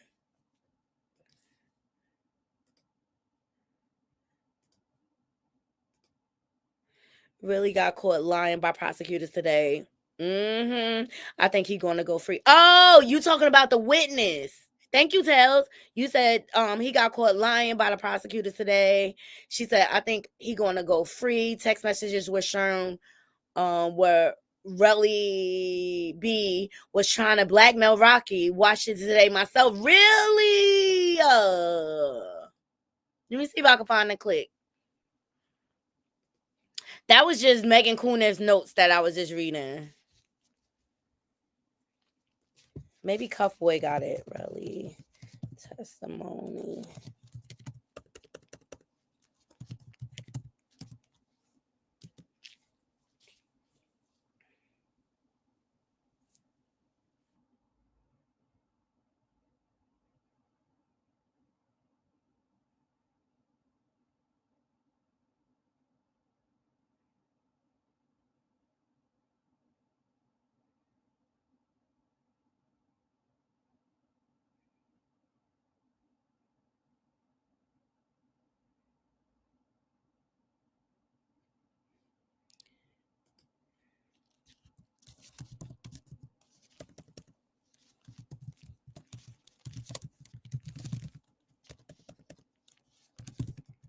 Sorry, guys.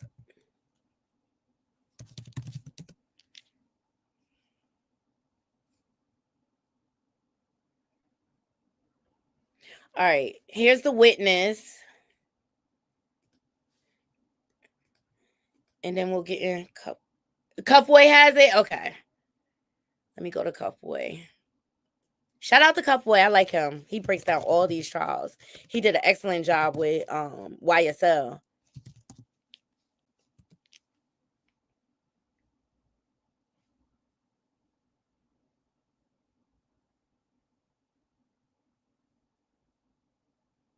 Okay, here we go. Shout out to Cuff Boy. Please go over to his channel and subscribe. Love his content when it comes to trials. I love his reaction videos. He does an excellent job.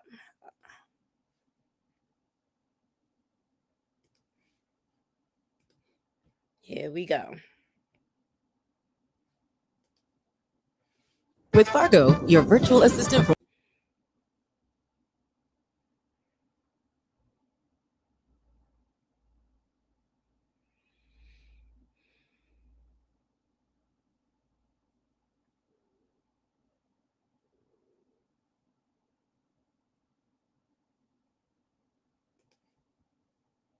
in a brown paper bag and hopes to find whatever I can find, whether it was cameras, anything, digital cameras, everything, and then so happens to find the bullets. Bro went back to Lowe's, got his girlfriend, then went to Dunkin' Donuts, got a bag and a pen, went back to the place of the shooting, started taking pictures of all the cameras and looking for the shell casings.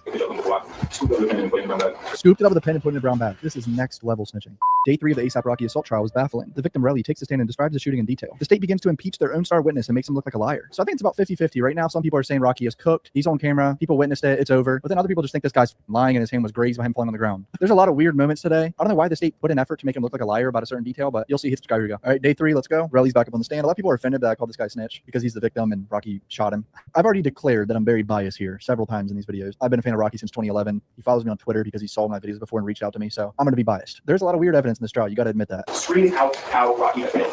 You recall that? Yes. What did you mean when you said that? Said something about Kobe, said something about Bill, said something about just overall. Can you say the words that you said? The best of your I don't really remember. He was complaining about Bill. You know what I mean? Like 2 days prior, I'm not seeing him. So it was like people was happy. When you say, did you say not having emotion? Yeah, but that's not his fault. It's just kind of like, I'm trying to understand. I just didn't catch. He's using terms that they don't know. He's talking about people in ASAP not having motion, which is like popularity, like Rocky does. This is literally jealousy right here. I'm gonna be honest. This is what it sounded like. He was screaming at Rocky when they were walking away, salty about Rocky being the big famous one at the time. And there were other people in the projects. That's what he said yesterday. You said not having emotion, correct? Yes, I'm telling him he's not what he seems to be. Like it's not. You're not like Instagram is just fake. Like you're back. You work construction. You went on tour for 6 years. Like. Okay, you say you work construction? He's talking about 12? You got all of us there for shows and they're not giving credit too. So it's like, you know what I mean? You put in line. What I said yesterday is only Rocky, Rocky, really successful. When you look at it, it's a lot of ASAP members. That's not his fault, but it's like he gets credit too. So that's pretty much what I was saying. What? Do you remember the words that you said? I just said he's a crackhead. It's a crackhead? Would you also agree that's not a positive comment to make about Hills? Yeah, I believe you said yesterday at the end that you were trying to verbally express how you feel. Is that what you're saying? Yeah, because I felt like I'm never going to see Rocky again due to the circumstances, so I'm just going to let him know how I feel. I believe you said yesterday that when you went into this, what you call linking up with him, it was to repair things, right? Yeah. After you pulled the gun on you, how were you feeling at that point? I mean, he grabbed me first, so that everything all bets is over too. Like I'm thinking, what are we doing here? Like, you know what I mean? How are you feeling now? Oh, I was like mad. I was like, I can't believe this just happened. Why would you follow behind someone that you know is armed with a gun and verbally tell them how you feel in the way you did? I told you already because I felt like I would never see him again. And I felt like since he put it away, the one business in Hollywood, like he's definitely not gonna shoot this shit.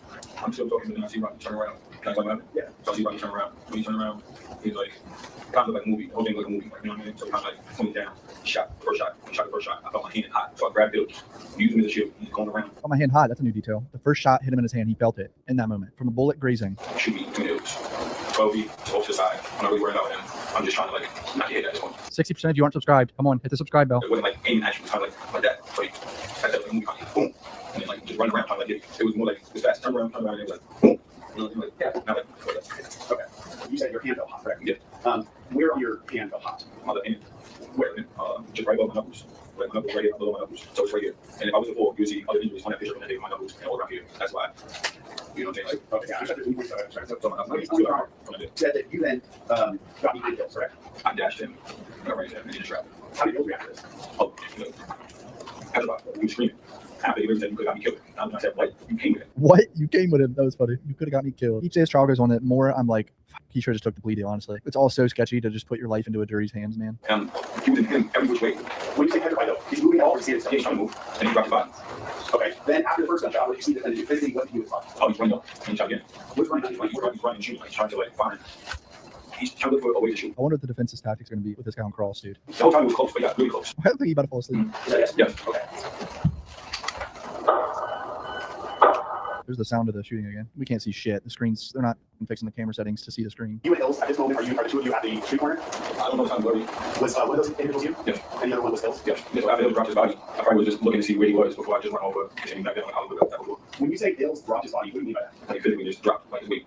Did you do anything to push him to the ground? No. Did you strike him? No, of course not. Did you throw any punches towards him? No. Defense was saying on the video that he was attacking Ills, so he's saying the exact opposite. It all depends what the jury believes here, boys. And what led you to believe that real? I mean, I was hit. Was there anything else about it? When you go, I don't know how you, somebody shooting at you, how am I into that? Okay. What makes a maverick? I do like I really feel like it is he's trying to get a free payday. But they still got video though. It like he said, it's like a 50-50 chance. Here we go. Oh, it's definitely a grazing. Does this look like a bullet grazing two different knuckles like this? Like, that's kind of insane. I mean, this looks like it could be equivalent to someone just punching something or getting in a fight or falling on the ground, maybe. Just kind of like, you literally just duck. And it was whatever. So he was going and then it was twitching. How many shots did you really fire at him at the time I believe it was 3 or 4? In fact, when you reported this, how many shots did you tell him that he fired at him? How many 3 or 4? And did you tell that to multiple police officers? I did. Was there anything that happened after you reported this to police that caused you to change your opinion on how many shots he fired? No. Could you still sit here right now? Did your testimony he fired either 3 or 4 shots at you? I mean, I've seen the video, so I was saying 2 shots at him. That's what I mean. Okay, so as you sit here now, did you really fire 2 shots at him? Right. Yeah. So when you initially reported it, you reported it as 3 shots. Yeah. Doesn't sound like that. We know the code. It's real loud. Okay, I mean, I know that's going on, but saying you got shot at 3 to 4 times is a big difference than 2. Do you recognize what you see there? Yeah. And what is that? That's my left hand. Do you know what's the picture? Probably my own. Is this a picture you saw? Yeah. Okay. What caused those injuries? I'm great. I believe it. Because I was on the high. And if I was a pull on my hand, I don't know expert or anything, but if I was pull on my hand or anything, my knuckles at the top would be messed up, everything else would be messed up. It just was right here. Okay. So I weighed 210 pounds probably at that time. I weighed 190. So I'm pulling my weight, my whole knuckle weight in and small weight. Non-responsive answer. So he's trying to shit on the whole theory that it was just him falling on the ground and not a bullet wound. Are you talking about race when they Wait a minute. It was just him falling to the ground and not a bullet wound? So why is it being presented that way? I felt my hand out because I felt like I got raped by what? I told me right to walk, and then I'm probably scanning the area, make sure I still not there, shooting at me, and I took back the same way that I came. And then did you walk all the way to Hollywood Boulevard? Yes, I did. And from Hollywood Boulevard, you walk all the way back to Lowe's? Yeah, no, the only thing that said, and I put down everything on whatever it was, he said, you literally almost got killed. And I looked at him and said, what? You came with? That was the only thing that was said between those. So there was a brief conversation? Really. Did you physically assault him? No, never. It was never. And it was actually has a broken jaw. Like he did not get in the face. He had like a wide jaw because Rocky's cousin broke his jaw. Okay. Did you say Rocky broke his jaw? Rocky's cousin broke Ill's jaw. Jeez, what is going on, dude? I had a lawyer the same night, but it was late, so he invited me to I think to put out what it was he wanted me at the time. But then I ended up going back and getting back to bullets myself. Tell me what you did. Just say it was within hours, minutes, days, months. How soon after this? Did I go to the decision? Yes. The next day. Okay. Remember, apparently defense lawyers say he would make it disappear and not like go to the police if Rocky paid him. Is it possible that instead of being Wait a minute. What is the purpose of him going back to collect bullets? Wouldn't you go to the police first? That sounds like he's trying to blackmail Rocky. It really does. Yes, so pretty much I was just waiting for the lawyer to respond back. So I have my business partner. Did you call 911? Did you call the station? Did you go to? No, I just walked in. And did you tell that police officer essentially what happened during this incident? I did. After you talked to that police officer, did you talk to another police officer from that same station after? I never. I think the detective came out once I handed in the bullets. I think that's the single lawyer I was going to think that's the reason. Like that's somebody coming out. I remember really. I still can't believe this guy picked up the bullet casings.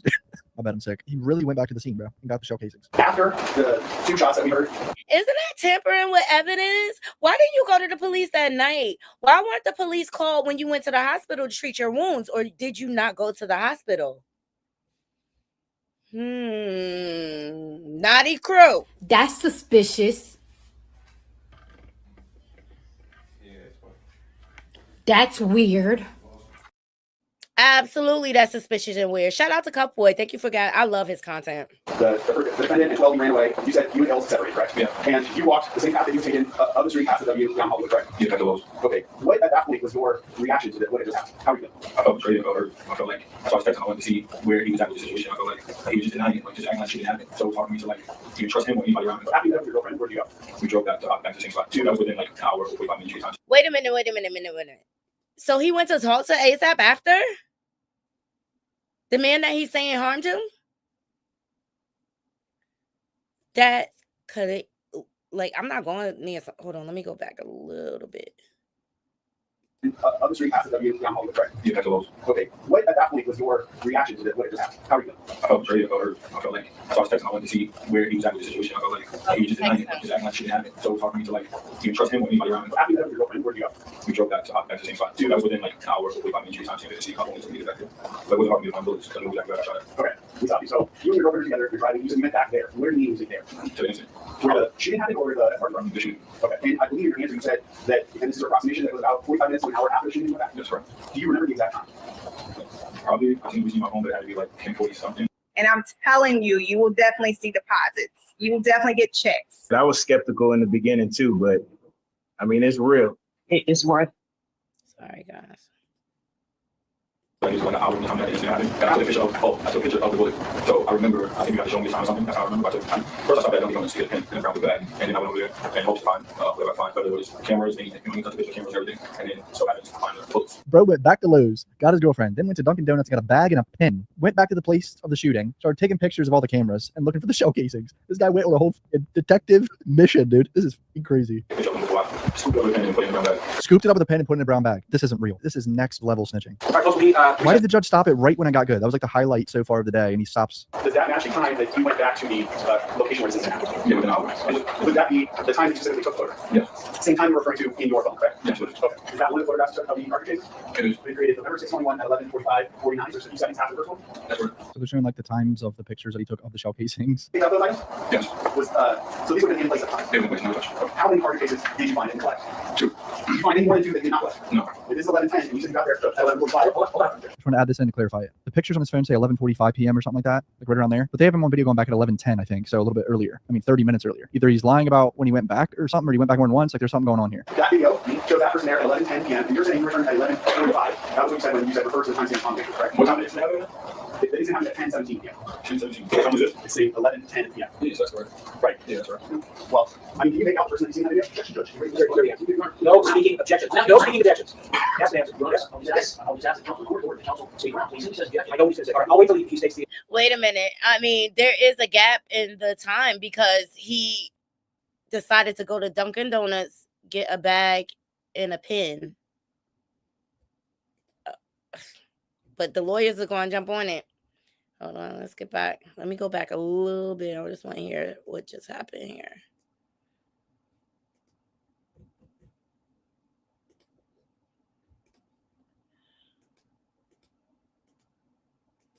I'll wait till you say please. I know who the grounds are, but this is just judgment. Yes, would you agree that the person in that video, what color clothing items do you see that person wearing? Okay. And you previously said you were wearing a dark colored top, correct? Mm-hmm. You said yes. But you're saying the person in this video wearing a light colored top, correct? Well, I know I went back and I don't know where it is or what time, or I'm not getting back within an hour. I'm confused on what this is right here. So is he lying? He went back at a different time in a different outfit? What's going on here? Did he go there and plant evidence? Why is he lying about his outfit that he had on going back? At a certain time on his phone is 30 minutes different. Okay. When you went back to your hotel, you changed. Right, that's what it's giving. That it's giving. He went. It's very calculated. His movement, and it's giving that he's trying to purposely set him up. Like, why not let the police do all this work? If you went to the hospital, they would have asked you what happened. He would have been like, oh, my homeboy blinkied me. He could have snitched right there at the hospital. Then the hospital would have called the police. The police would have asked him what had happened. That night, they would have went back out there, got the shell case. Why you felt the need to do all this yourself, sir? You are not a detective. You are not a cop. That's weird to me. That's strange. And that, I could see how that can raise some doubt. I definitely could. I could see how that could raise some doubt, but still, they're going to look at Rocky's intent. They're going to look at that video. They're going to look at him, seeing him, boom, boom, or whatever. We'll see. I'll keep my eyes on the trial, Naughty Crew, and bring you all the updates. Shout out to Cuffboy. Make sure y'all go over to his channel and subscribe because he has a good way of chopping down the whole trial so you're not sitting through all the extra stuff, lunchtime and stuff like that. He got a great way of editing or whatever. I still think he should have took the plea, period. All right, last but not least, we got updates on the diddler. Please thumbs up the video, and I have the court document. Shout out to Megan Kuniff for posting this. Let's get into it. Oh, and then the blackmail tax? Yeah. Ew. They probably going to split that 50-50 or whatever. So the superseding indictment came out today, you guys. You know I've been following the diddler ever since the Cassie lawsuit. Please thumbs up this video. We have the court documents. So United States District Court, Southern District of New York versus Sean Combs, aka Puff Daddy, aka P. Diddy, aka Diddy, aka PD, aka Love, came out with the superseding indictment. So count 1 for the grand jury charges. Let me see. Let me see where I want to begin, because I don't have to read all of this. I won't. All right, nah, they really, they mean business, okay? All right, Naughty Crew, brace yourself, get your popcorn. All right, thumbs up this video, share this live out. You know I don't usually do court documents, but please get these likes up. But I really want to see from a legal standpoint what it is for my own eyes, okay? So, for decades, Sean Combs, a.k.a. Puff Daddy, a.k.a. P. Diddy, y'all know all his aliases. The defendant abused, threatens, coerced women and others around him to fulfill his sexual desires, protect his reputation, and conceal his conduct. To do so, Combs relied on the employees, resources, and influence of the multifaceted business empire that he led and controlled, creating a criminal enterprise whose members and associates engaged in and attempted to engage in, among other crimes, ex-trafficking, forced labor, kidnapping, arson, bribery, and obstruction of justice. So the defendant operated his business headquarters at various times in Manhattan and Los Angeles under a variety of United States-based corporate entities, including Bad Boy Entertainment, the Combs Global corporate entities, and the Combs business, including, among other, record labels, recording studio, and apparel line, and alcoholic spirit business, and marketing agencies, and a television and media company.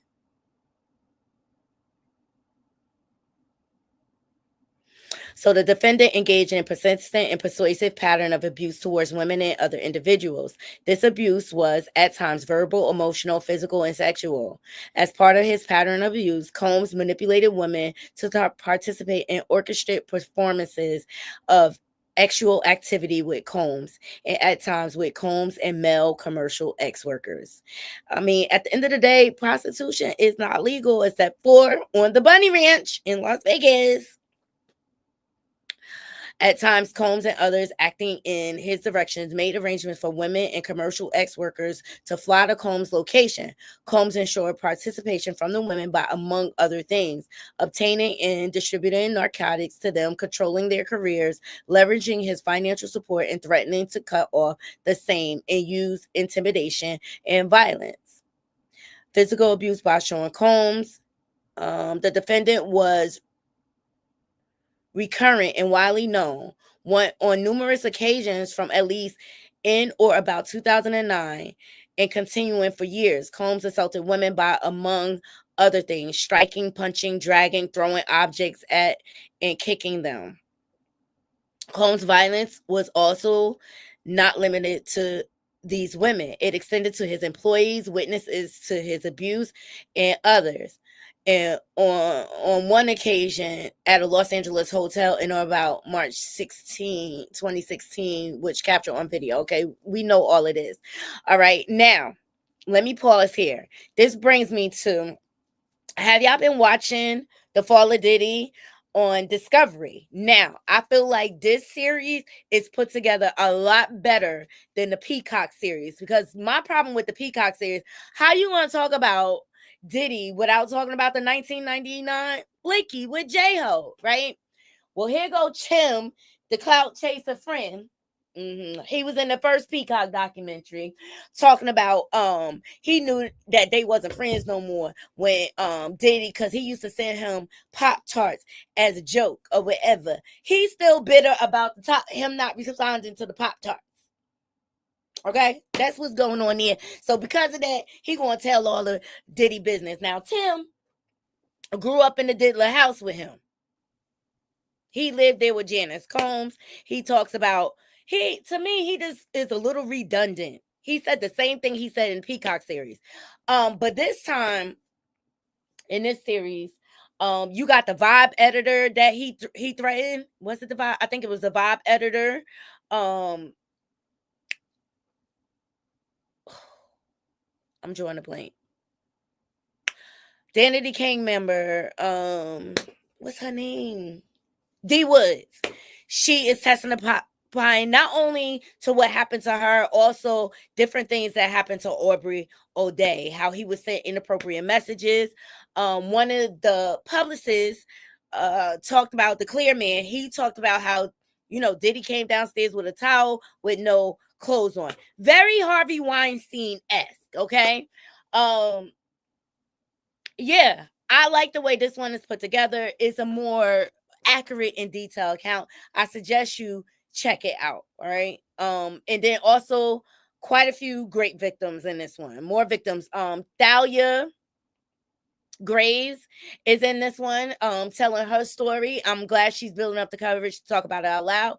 And like it or not, Tisa tells she made it onto this series. Yep. For her coverage of the Diddler case. So I mean, I'm not gonna hate on her grind. She been covering it. I'm not even mad. I'm not even mad. So congratulations to her. All right. So this superseding indictment is breaking down a lot, and I just don't want to become redundant. Let me see.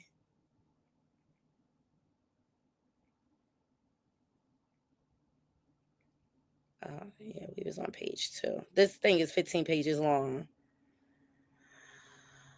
All right. The Combs Enterprise. From at least in or about 2004 through in or about 2024, Diddy, the defendant, and others known and unknown were members and associated of a criminal organization. Member and associates of the Combs Enterprise engaged in the attempt to engage in, among other activities, ex-trafficking, forced labor, interstate transportation for purposes of prostitution, coercion, enticement to engage in prostitution, narcotics offenses, kidnapping, arson, robbery, and obstruction of justice. The Combs Enterprise, including its leadership, its members, and its associates, constitute an enterprise as defined by Title 18 United States Code, Section 1961, that is a group of individuals associated, in fact, although not a legal entity. The Combs Enterprise consisted of Sean Combs and all his aliases, entities within the Combs business, including but not limited to Bad Boy Entertainment, Combs Enterprise, Combs Global, individuals employed by and associated with the Combs business, and others known and unknown. Okay. The Combs Enterprise, this is how they trying to build up the RICO, y'all. The Combs Enterprise constitutes an ongoing organization whose members function as a continuing unit for a common purpose of achieving the objectives of the Combs Enterprise. The Combs Enterprise was engaged in, and its activities affected interstate foreign commerce. The Combs Enterprise operated in the Southern District of New York and elsewhere. At all times relevant to this indictment, Sean Combs, the defendant, was the leader of the enterprise.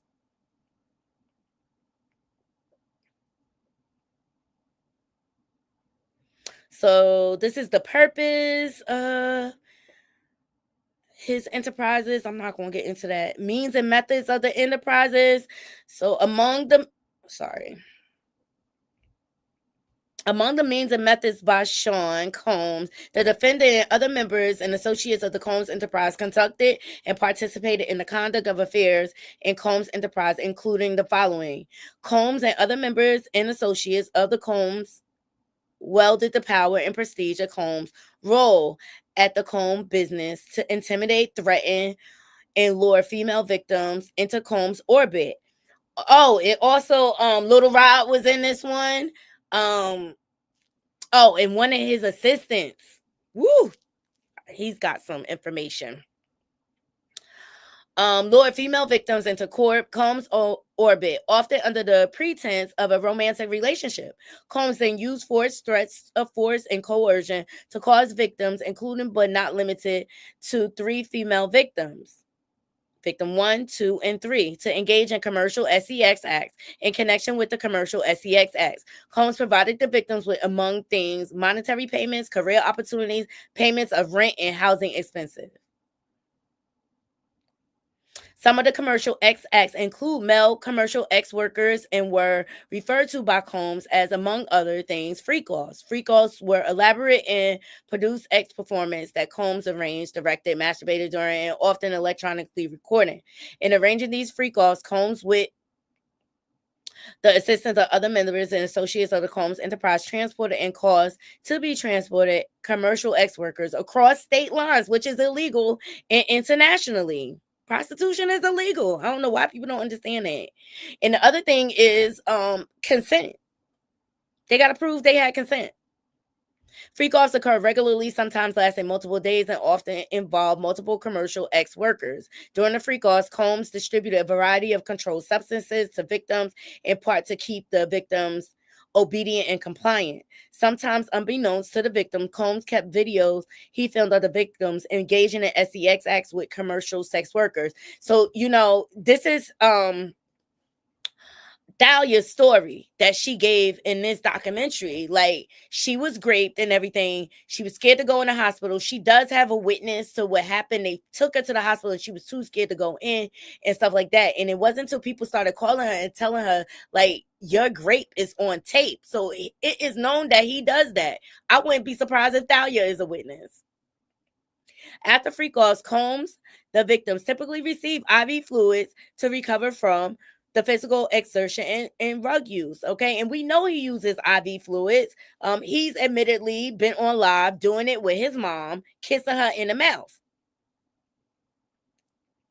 So members of the Association of Combs Enterprise, including high-ranking supervisors, security staff, household staff, personal assistants, and other Combs business employees, facilitated the freak-offs by, among other things. And so the 5th episode in the series on Discovery, the assistant talks about how he got orders and he showed text messages. Hold on, let me show y'all. I don't know if y'all can see behind me, but he showed text messages of Diddy giving him instructions to set up the rooms for the freak-offs. And this is his assistant, Phil Pines. That's his name.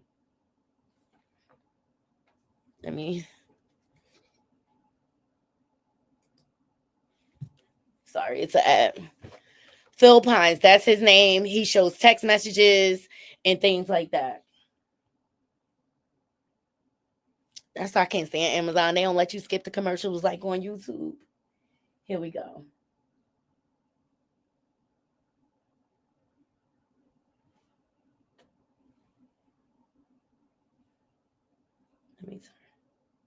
This is him. About my former employment with Combs Enterprises. Hey, yo, Phil, can you give me 20 Xanax, please? I need my Gucci bag up there. Hey, yo, Phil, can y'all come straighten it up over here? Not looking luxurious. The mushroom capsule. I need 10 out of I need some Cialis. Phil, I need a plan B. And Phil, do we have any more chocolates? Because she's going to need a chocolate in a minute. This has all been a very psychological, emotional roller coaster for me. I ain't gonna lie. Kind of nerve-wracking. It can be very scary. You cannot escape this. We know what this person is capable of doing. I'm not about to be transparent for y'all or anybody. So that's what they called it. Wow. He was like, they didn't call it freak-offs. He would call it Wild King Hotel Night tonight. Prep bag. You will be going to set up a hotel in like the next 2 hours. And that set him up with all the supplies, the lubes, and everything. Okay. I want people to know, I'm gonna let them know you in the process of what I'm allowing you to see. There's some dark places y'all motherfuckers don't want to go. Stay where you at. Okay. It kind of does follow you. It follows you everywhere. All right, so he gave his account, but I think he's going to be a very strong witness for the prosecution. His name is Phil Pines, okay? He talks about the oil, the lubricants, the extra lemons, and he even spoke about cleaning the room the next day. It was just stomach turning, disgusting.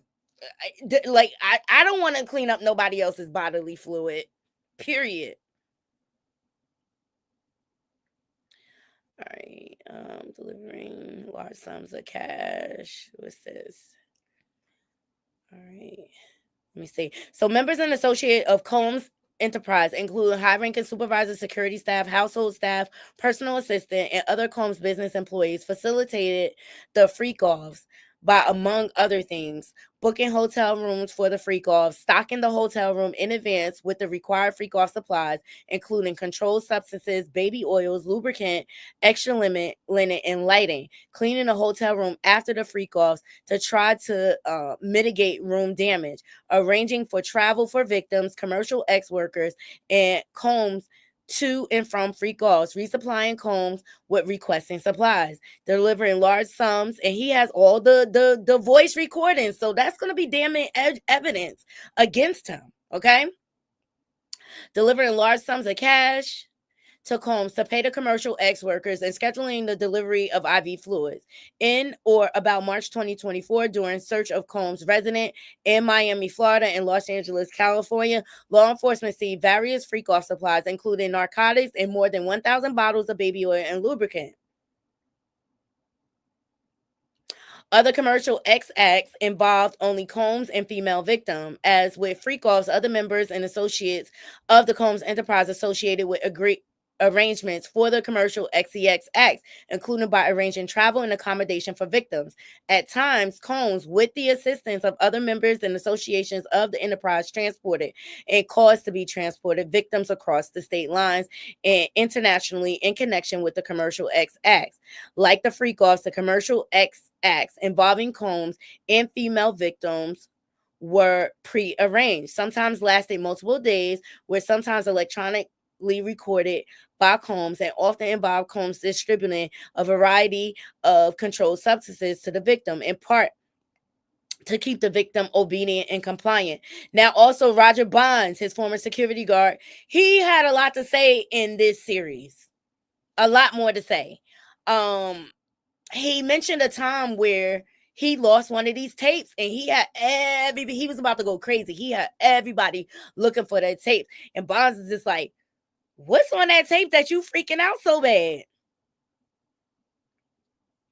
So Combs subjected victims to physical, emotional, and verbal abuse to cause the victims to engage in freak-offs and other commercial X acts. Combs maintained control over his victims through, among other things, physical violence, promises of career, financial opportunities, granting, threatening to withhold financial support, and by other coercive means, including tracking their whereabouts, dictating the victim's appearance, monitoring their medical records, controlling their housing. We know, like, he monitored Cassie's medical records. It was crazy. And supplying them with controlled substances. During and separate from freak-offs and other commercial X acts, Combs, among other things, hit, kick through objects. All right, we know all of this. Okay.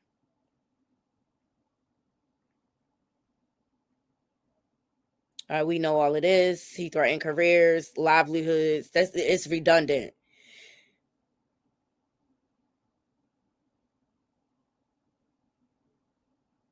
All right, members and associates of Combs Enterprise, including Combs Security, at times carry firearms. On more than one occasion, Combs himself carried and branded firearms to intimidate and threaten others, including victims of and witnesses to his abuse. And okay, in or about March 24th, during the search of the Combs resident in Miami, Florida, and Los Angeles, law enforcement seized firearms and ammunition, including 3 AR-15s with the face serial numbers, as well as drum magazines.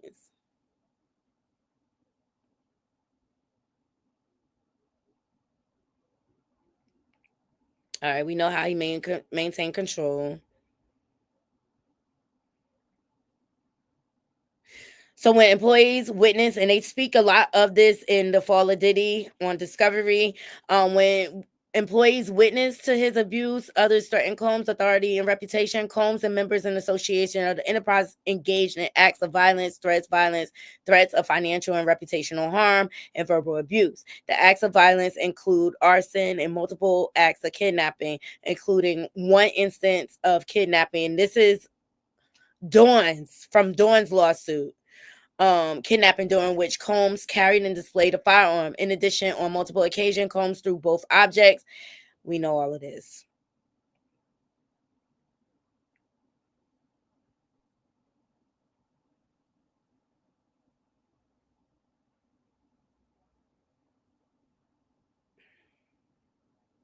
All right. We know that he likes to pressure victims, intimidate witnesses, and bribe them.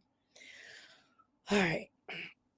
Next, we got the racketeering conspiracy. From at least in or about 2004, there through in and about 2024 in the Southern District of New York and elsewhere, Sean Combs, the defendant, and others, known and unknown, being persons employed by the association associated with the Combs enterprise, described in paragraph 6 through 12, okay, of this indictment. An enterprise engaged in activity which affected interstate foreign commerce, knowingly combined, conspired, confederate, and agreed together and with each other to violate racketeering laws of the United States. Title 18. To conduct and participate directly or indirectly of the affairs of the Combs enterprise through patterns of racketeering activity in terms of Title 18. Okay. Multiple acts involving kidnapping, chargeable under the provision state law, California Penal Code 207. Multiple acts involving arson, chargeable under the following provisions, state law. Multiple acts involving bribery. Multiple acts indictable under Title 18 related to tampering with witnessing, victim, and informant. Multiple acts indictable under Title 18.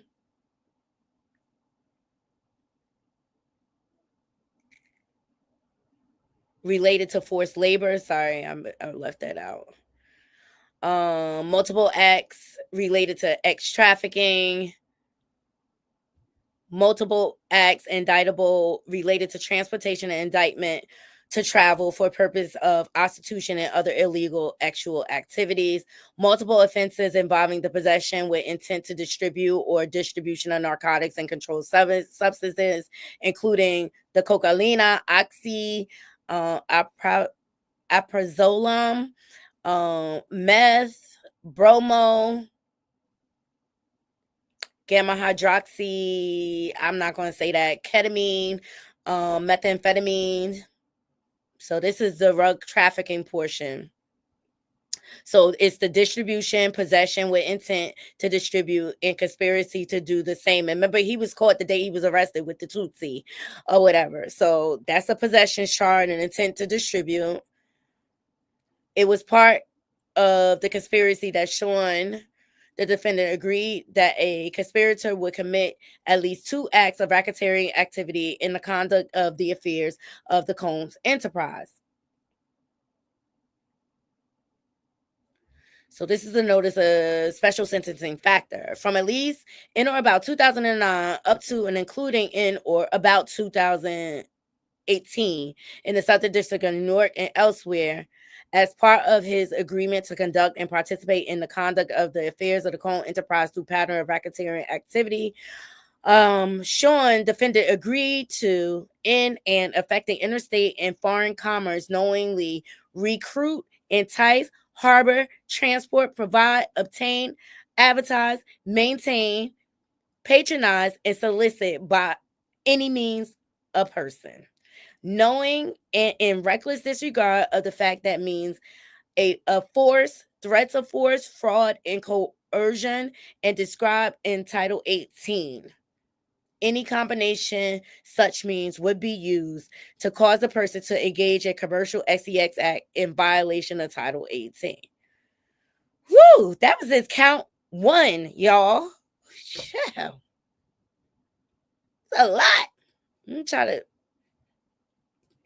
count 2. Ex trafficking by force, fraud, and coercion. Victim 1. I think we know all of this. This is Cassie.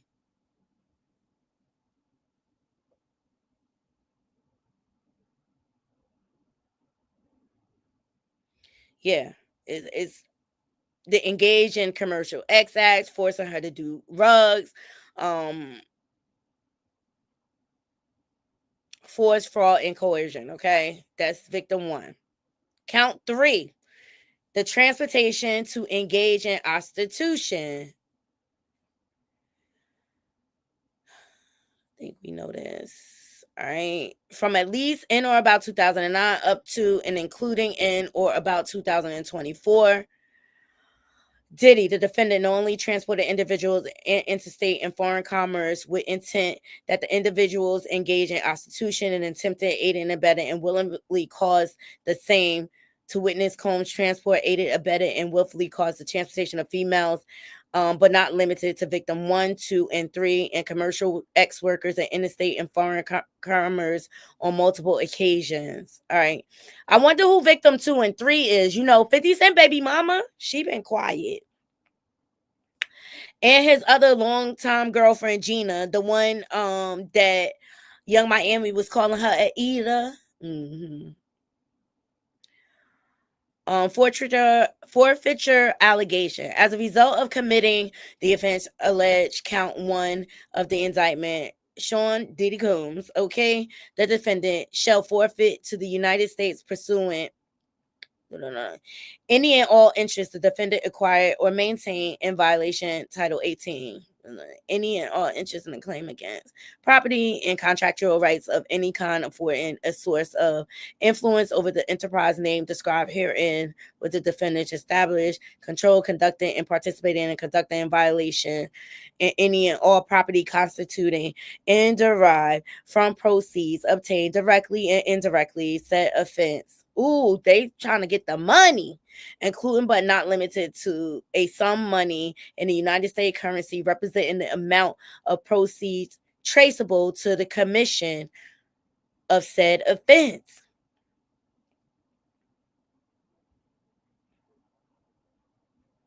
So as a result of committing the offense, any and all property, real and personal, involved in, used, or intended to be used, commit, or to facilitate in commission of said offense, any and all property traceable to such, any and all property, real, personal, constituting a derived from proceeds obtained directly or indirectly as a result of said offense, including but not limited to the sum of money in the United States currency representing the amount of property involved in said offense, and proceed traceable to the commission of said offense. They going for the money, y'all. And I don't think they care that it's not in his name. They might pressure his kids. So this is basically saying the same thing.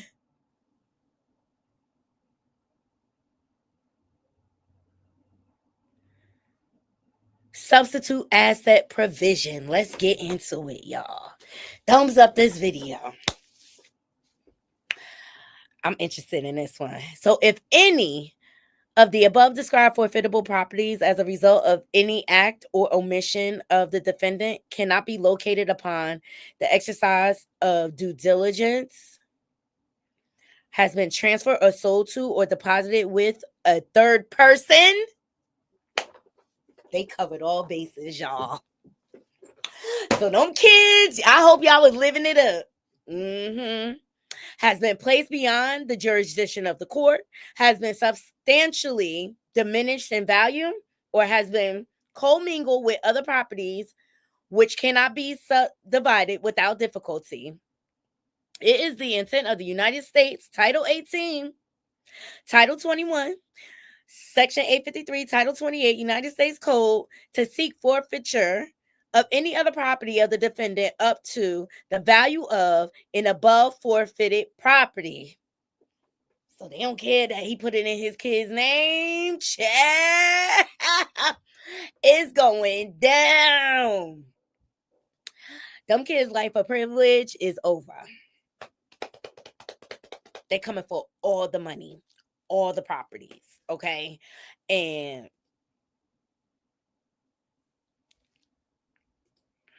they know what their daddy was into. They should have, if they were smart, and I think Quincy was smart enough. He knows how to make money or whatever. Yeah.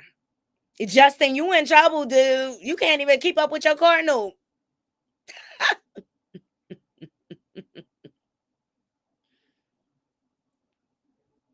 All right.